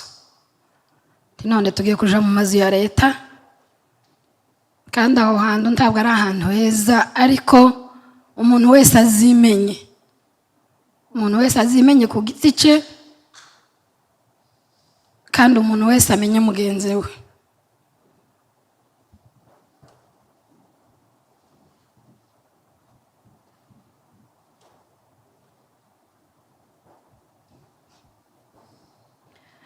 Twaragiye aho hantu tuja kuhaba. Kwabaye naho emebideri nabo baje kwapurika ahandi, mbese twari nko mu kirere kimwe. Naho dusa n'abahumuritse, tukumva nyine ntihari hagufa, ariko nyine twari mu kirere kimwe. Hantu twarahabaye, turahaba maze kubwira abana amakuru, mbabwira ibintu byose uko bimeze, mbabwira impamvu twaje muri iki gihugu bari babizi, mbese mbabwira amakuru yose. Ndinjira mu nzu nsenga Imana, ndavuga ngo Mana uzandindira aha hantu n'abana kuko waturinze mu Gatumba. Ikintu cyose kirashoboka. Kujya natangiye mbivuga, niba umwanzi akoresheje uburyo bwose, nawe ukoresha uburyo bwose kandi ukagera ku cyo ushaka. Abana aho hantu twahagiriye umugisha udasanzwe. Muri ayo mazu ya leta haje kuza abandi bantu bavuye i Burundi, haza abandi bantu bavuye mu nkambi, mu zindi nkambi barahadusanga, turahaba n'abana. Abana bariga, bahagiriye umugisha ni ukuri udasanzwe, kandi hari ahantu hateye ubwoba. Aho hantu twahavuye tuja kugura inzu. Abana turicara, ndababwira nti niba hari umwana wanje mukuru wari utangiye gukora, ndamubwira nti mu mafaranga ukorera yakoraga yiga, niba wabasha kuza unyishurira umuriro, nanje andi mabire noyishura, ariko tugende mu nzu. Arambwira ngo nta kibazo. Icyo gihe byabaye ngombwa ko nkora utuzi tubiri. Nakoze utuzi tubiri, ubwo abana bari bamaze gukura, hariho bamwe bari bagomba gusigarana abandi bakabajana no ku masomo. Abana barize, mfite abana 4, abakobwa 2 n'abahungu 2. Nkuko babivuze, mfite abana 3 bakuru barize bagera ku rwego rwo gufata masters. Hasigaye umwe mutoya ni ukiri kuri college nawe kariga. icyo njewe nubwira abatari hano namwe abari hano, hari ibintu bimwe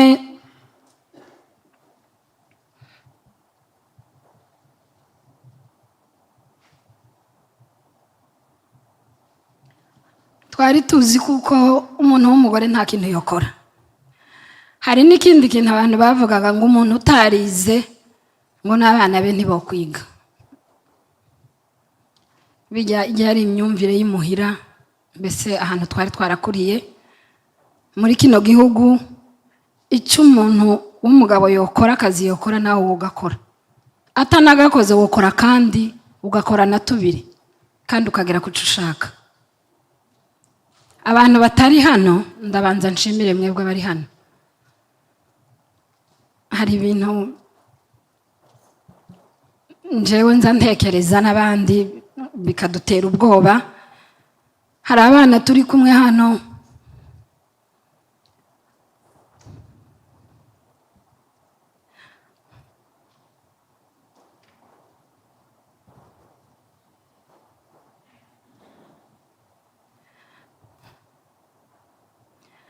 hari abana babuze ababyeyi bose, ariko hari ababyeyi basigaye. Abana hazagera igihe cyo kuja kwibuka, abana bakaza bakisanga hano bari bonyine, abandi babyeyi bose bari muhira.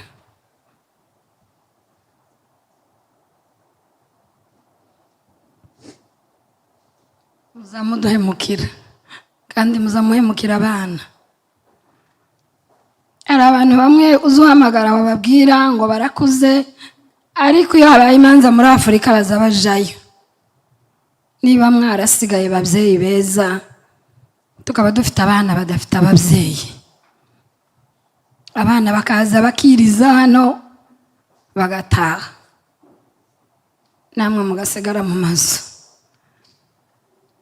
Hari ijambo twese dukunda kuvuga ngo turi batwirwaneho.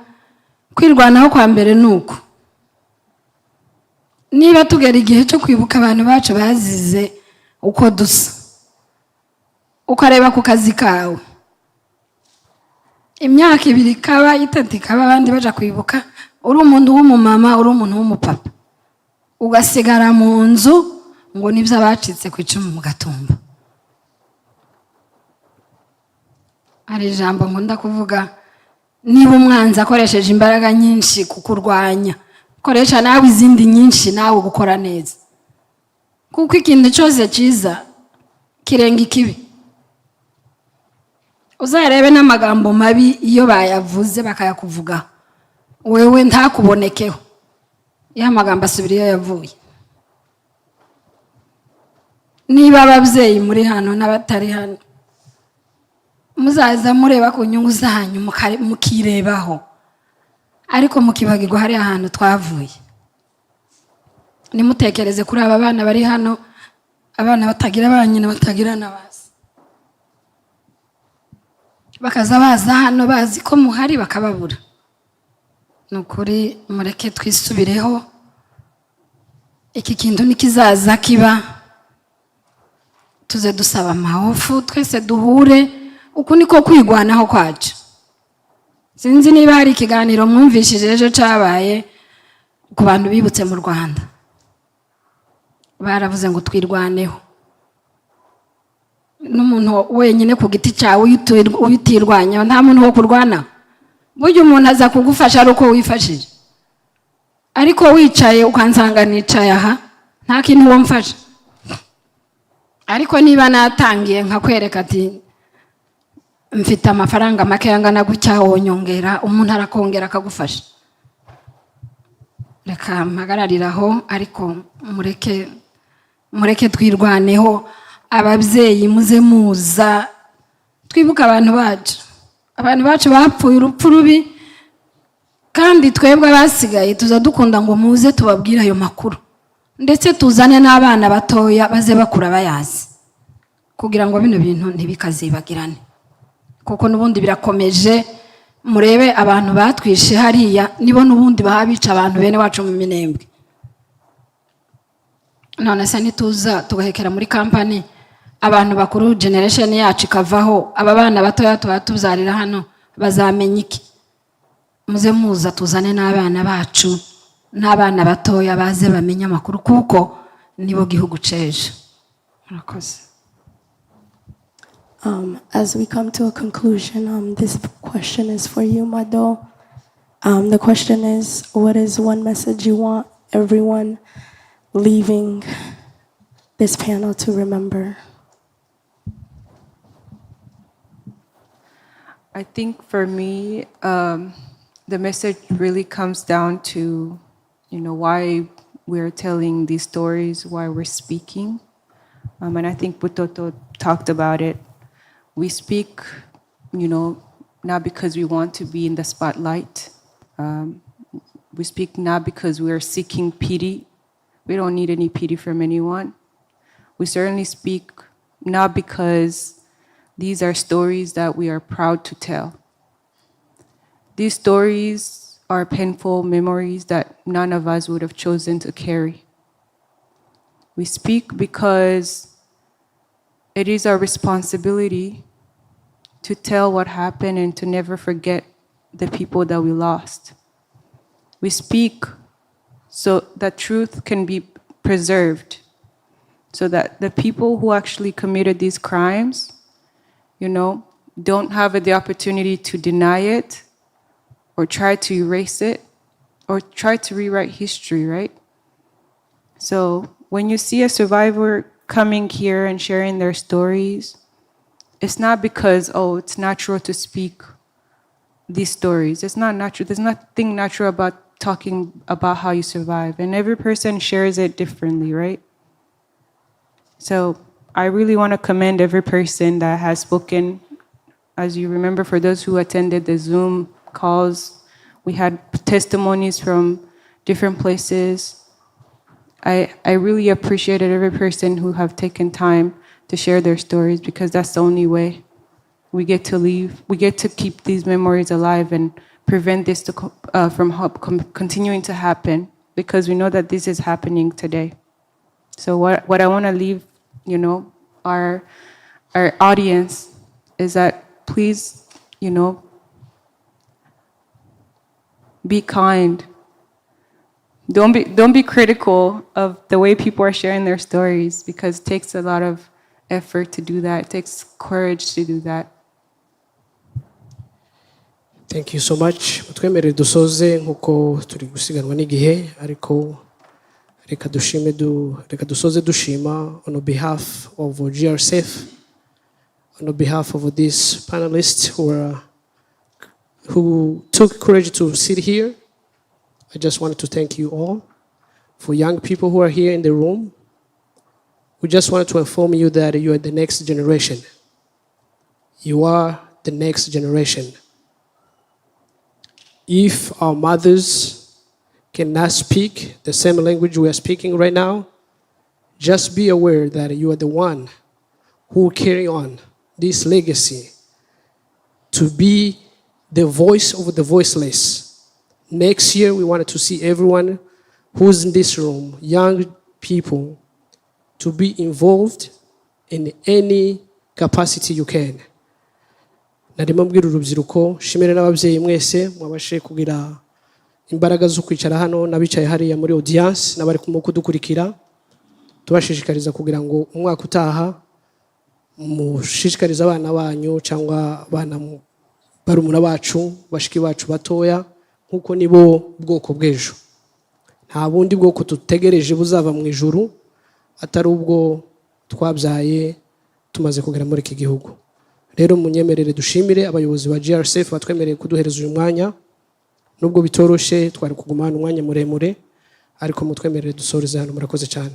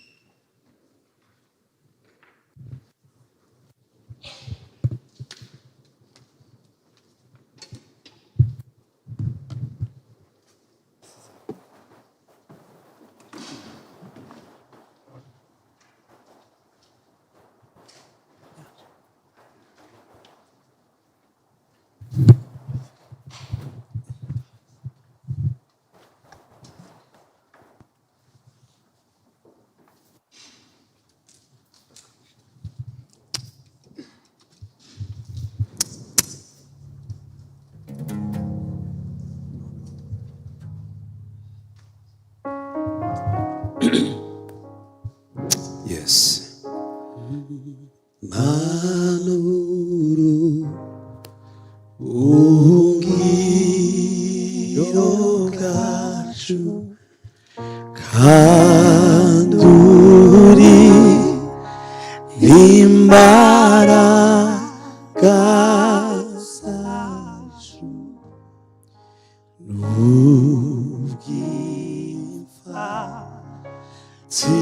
tirozi sizakurwaho riwowe ziringira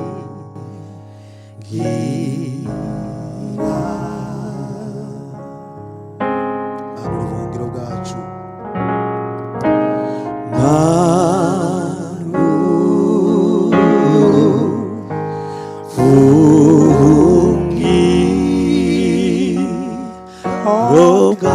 bwacu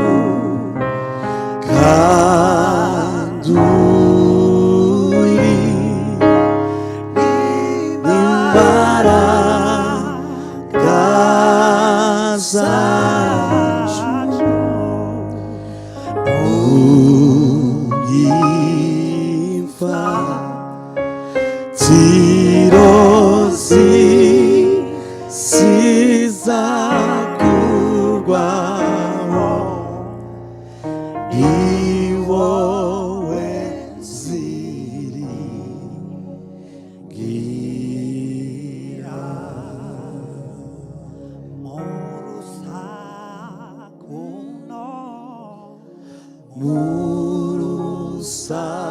murusakuno guhorera kw'amazi gutigita kw'isi yacu dutuyeho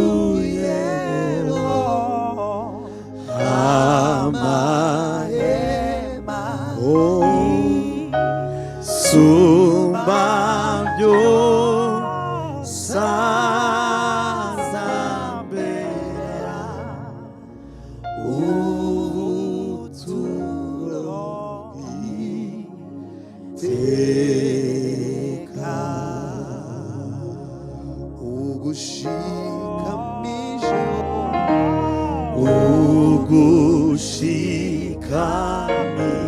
ugushikamije umutima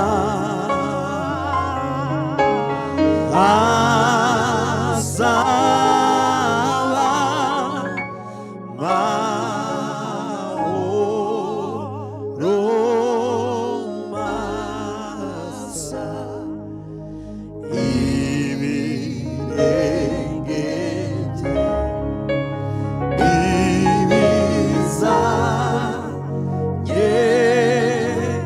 yeganyezwa kuko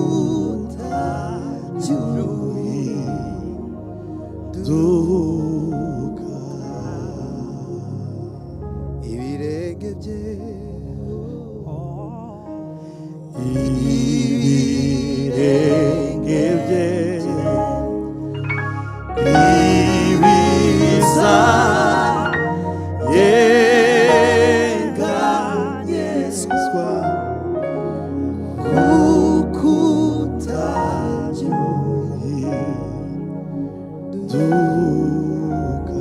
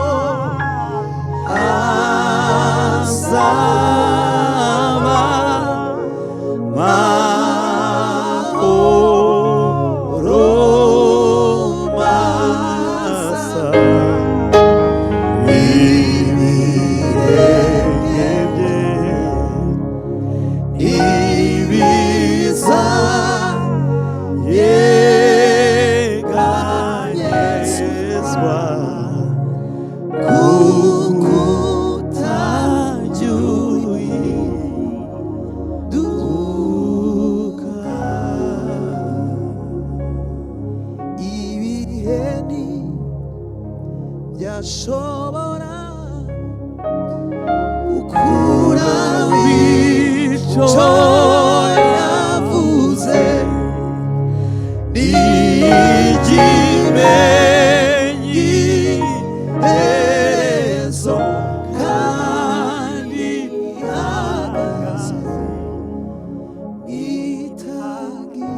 muhumure muhumure muhumure dufite imana ikomeye idashobora kwirengagiza amarira yawe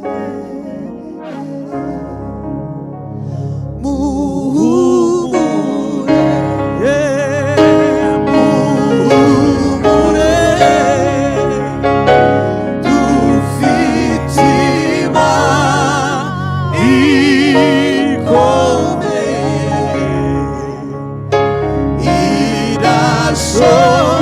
idashobora kwirengagiza amarira yawe. Imana ishimwe. Hari isengesho nifuza ko dusengana twese, igitero c'indirimbo dusaba Imana kugira ngo igumane natwe muri ibihe bikomeye, nubwo bitoroshe, nubwo biruhije, ariko tubwire Imana ngo gumana natwe. Amasonare muzambonekere zabona ubwiza bwawe bwo mw'ijuru, zasige vuba umwijima wo mw'isi no mw'ipfa ryanjye tuzagumane tugumane tugumane mwami tugumane tugumane tugumane mwami tugumane tugumane tugumane mwami tugumane tugumane tugumane tugumane mu bihe bigoye tugumane mwami tugumane tugumane tugumane mwami tugumane mu mwijima w'icuraburindi tugumane mwami tugumane mwami tugumane tugumane tugumane tugumane. Thank you. Yes.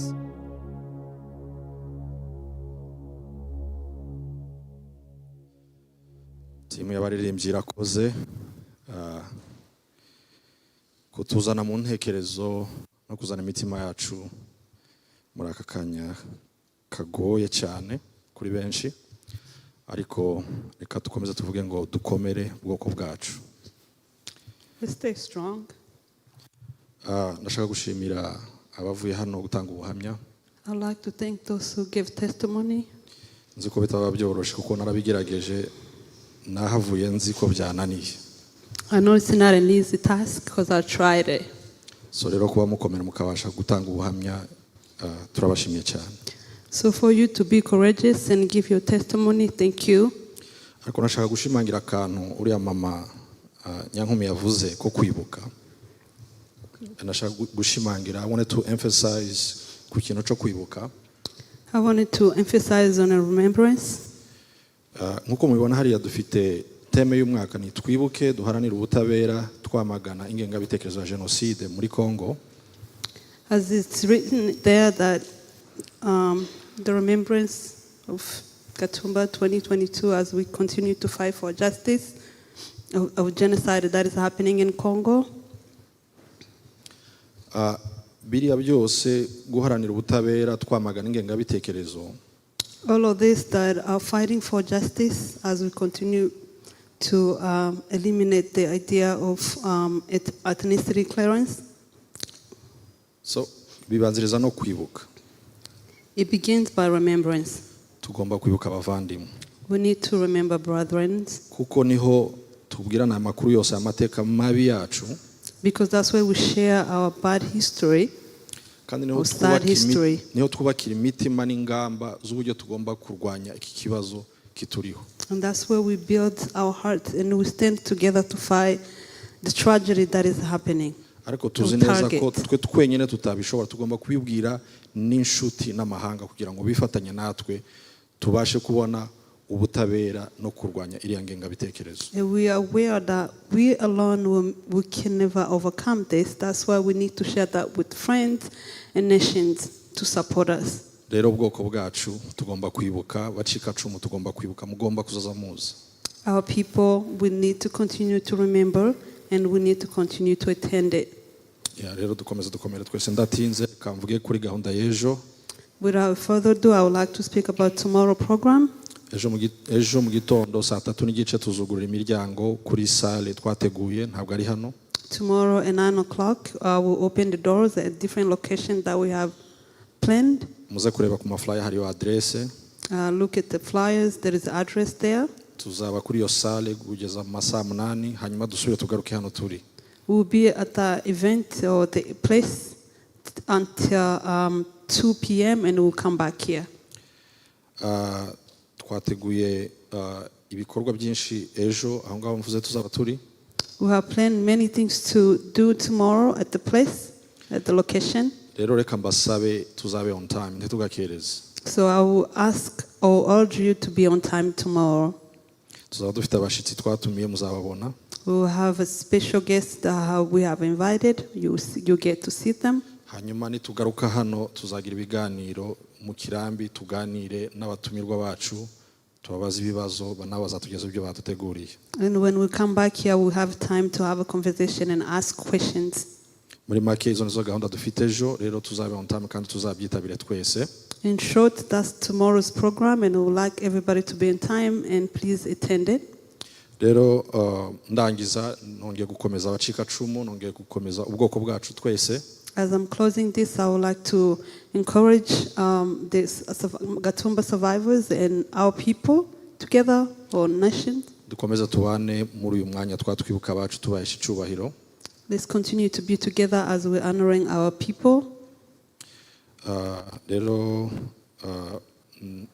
Douglas perezida wacu wa MPR yaje hano twamaze kwiyegereza abantu, reka mwiyegereze. Douglas came late. I would like to welcome him. N'umuyobozi wacu ko mubizi kandi ibi bikorwa turabikorana 100%. Turabitegurana 100%. He's our president and he helps us plan for this event.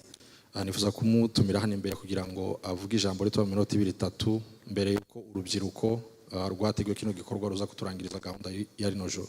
I would like to invite him to come forward to share a word in 2 to 3 minutes before the youth close today's program. Murakoze rero.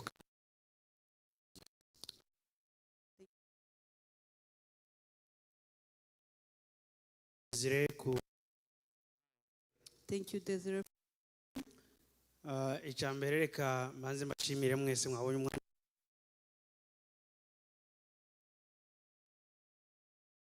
today.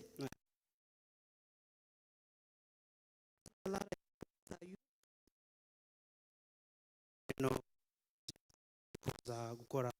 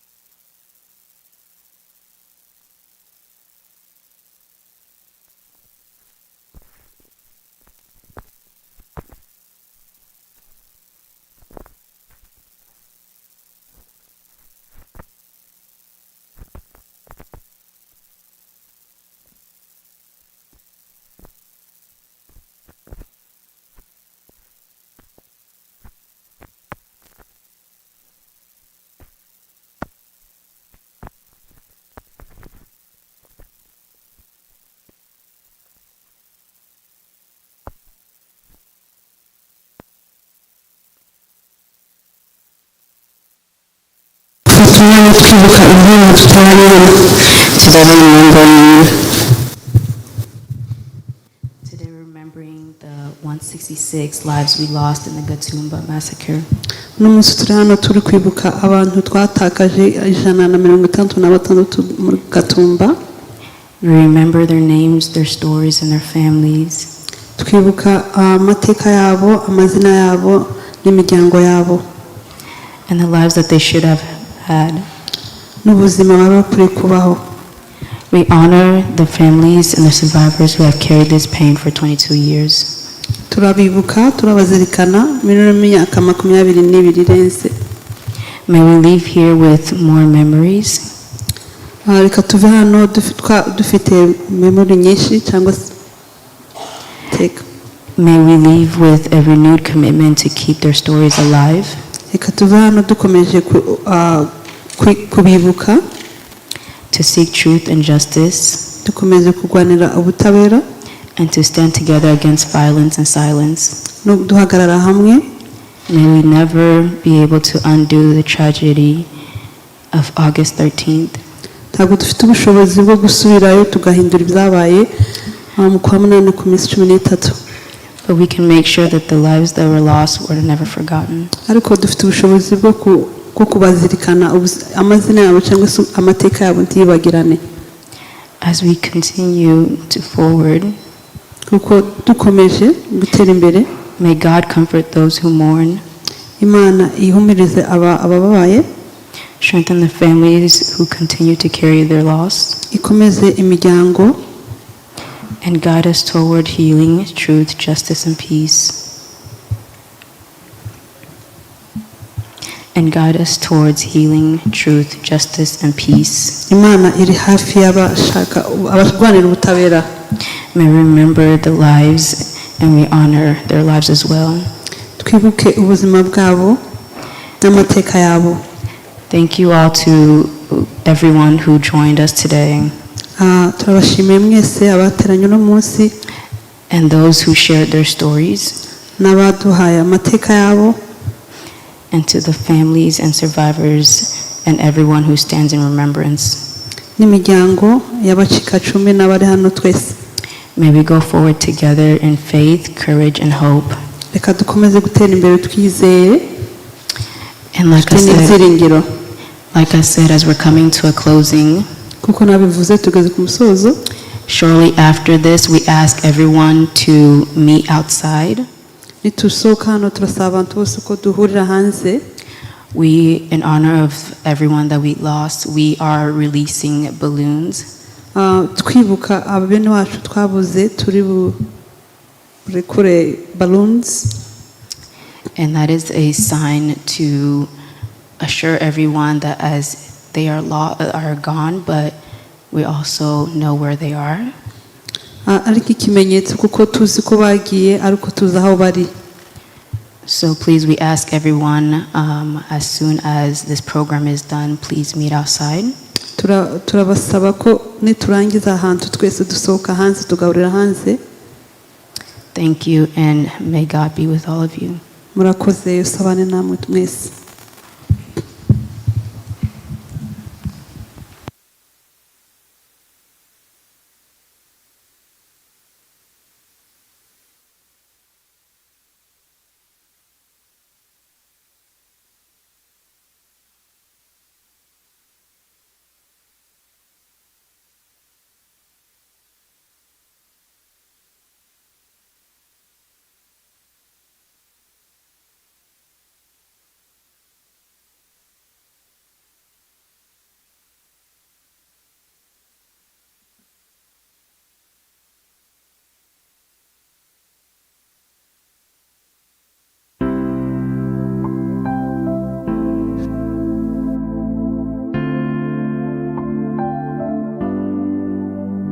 Why would I stay silent when I see the violence?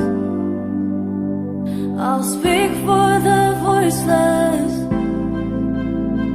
bring hope to the hopeless. It's been too long, killings going on.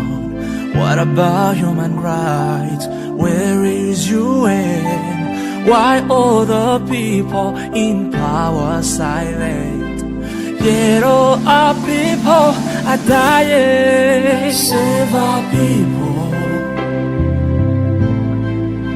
save our children, save our mothers, save our sisters, save our brothers, save our fathers, save our people, save our friends. Anybody's got a brother, anybody's got a father, anybody's got a son. Do it for them. Anybody got a sister? Anybody got a mother? Anybody got a daughter? Do it for her. Anybody's got a brother, anybody's got a father, anybody's got a son. Do it for them. Anybody got a sister? Anybody got a mother? Anybody got a daughter? Say something, give something, do something, save us all. Say something, do something, give something, save our people, save our children, save our future.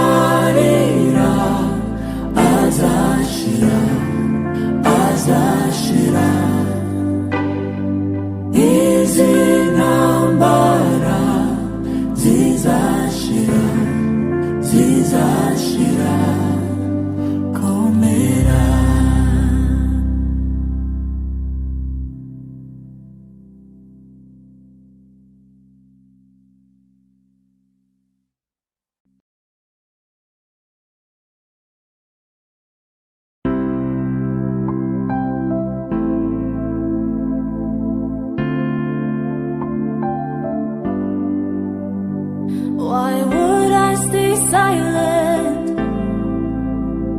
when I see the violence? I'll speak for the voiceless,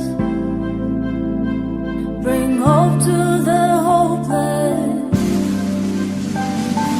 It's been too long, killings going on. What about human rights? Where is UN? Why all the people in power silent? Yet all our people are dying. Save our people, save our children, save our mothers, save our sisters, save our brothers, save our fathers, save our people, save our friends. Anybody's got a brother, anybody's got a father, anybody's got a son. Do it for them. Anybody got a sister? Anybody got a mother? Anybody got a daughter? Do it for her. Anybody's got a brother, anybody's got a father,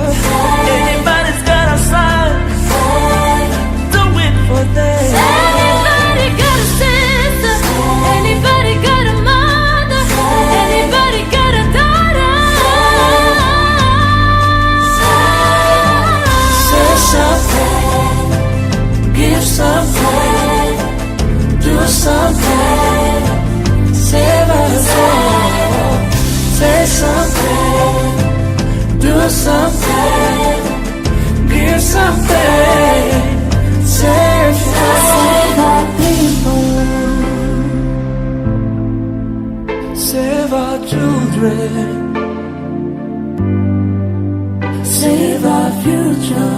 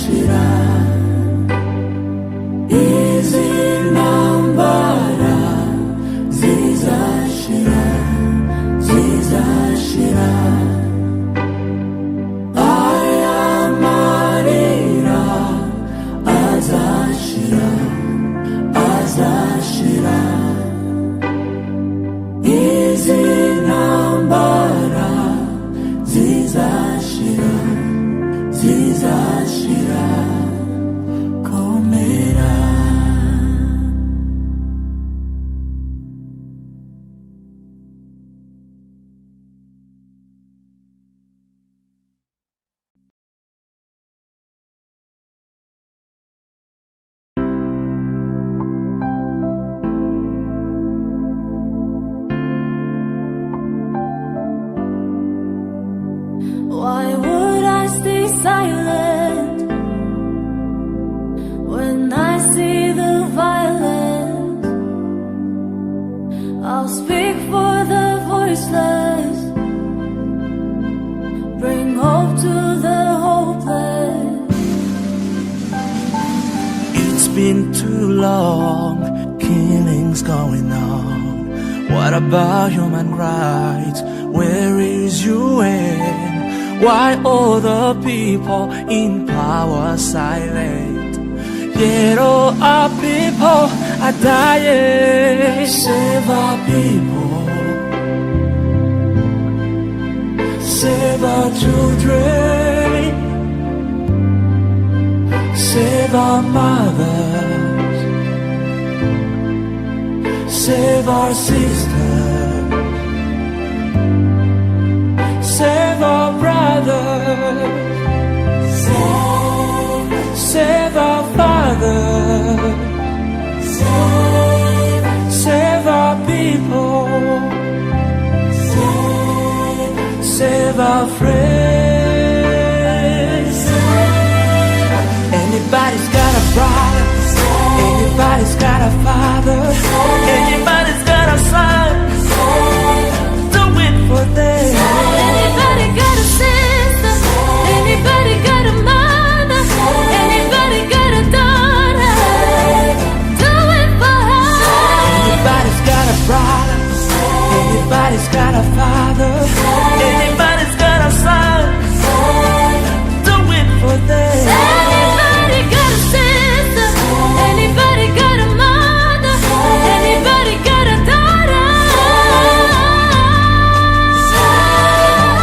Say something, give something, do something, save us all.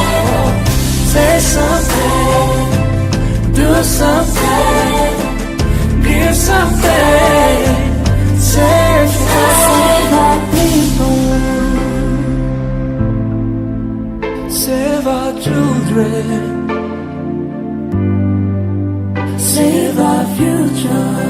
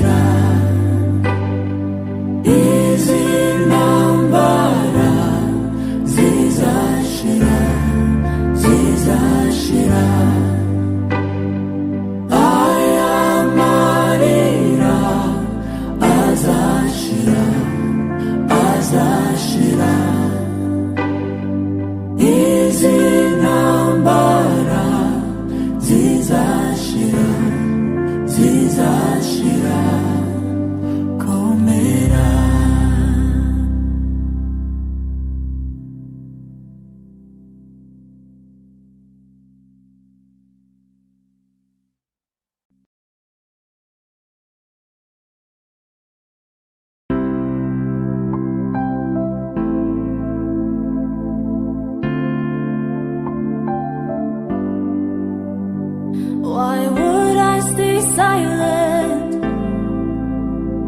When I see the violence, I'll speak for the voiceless, bring hope to the hopeless.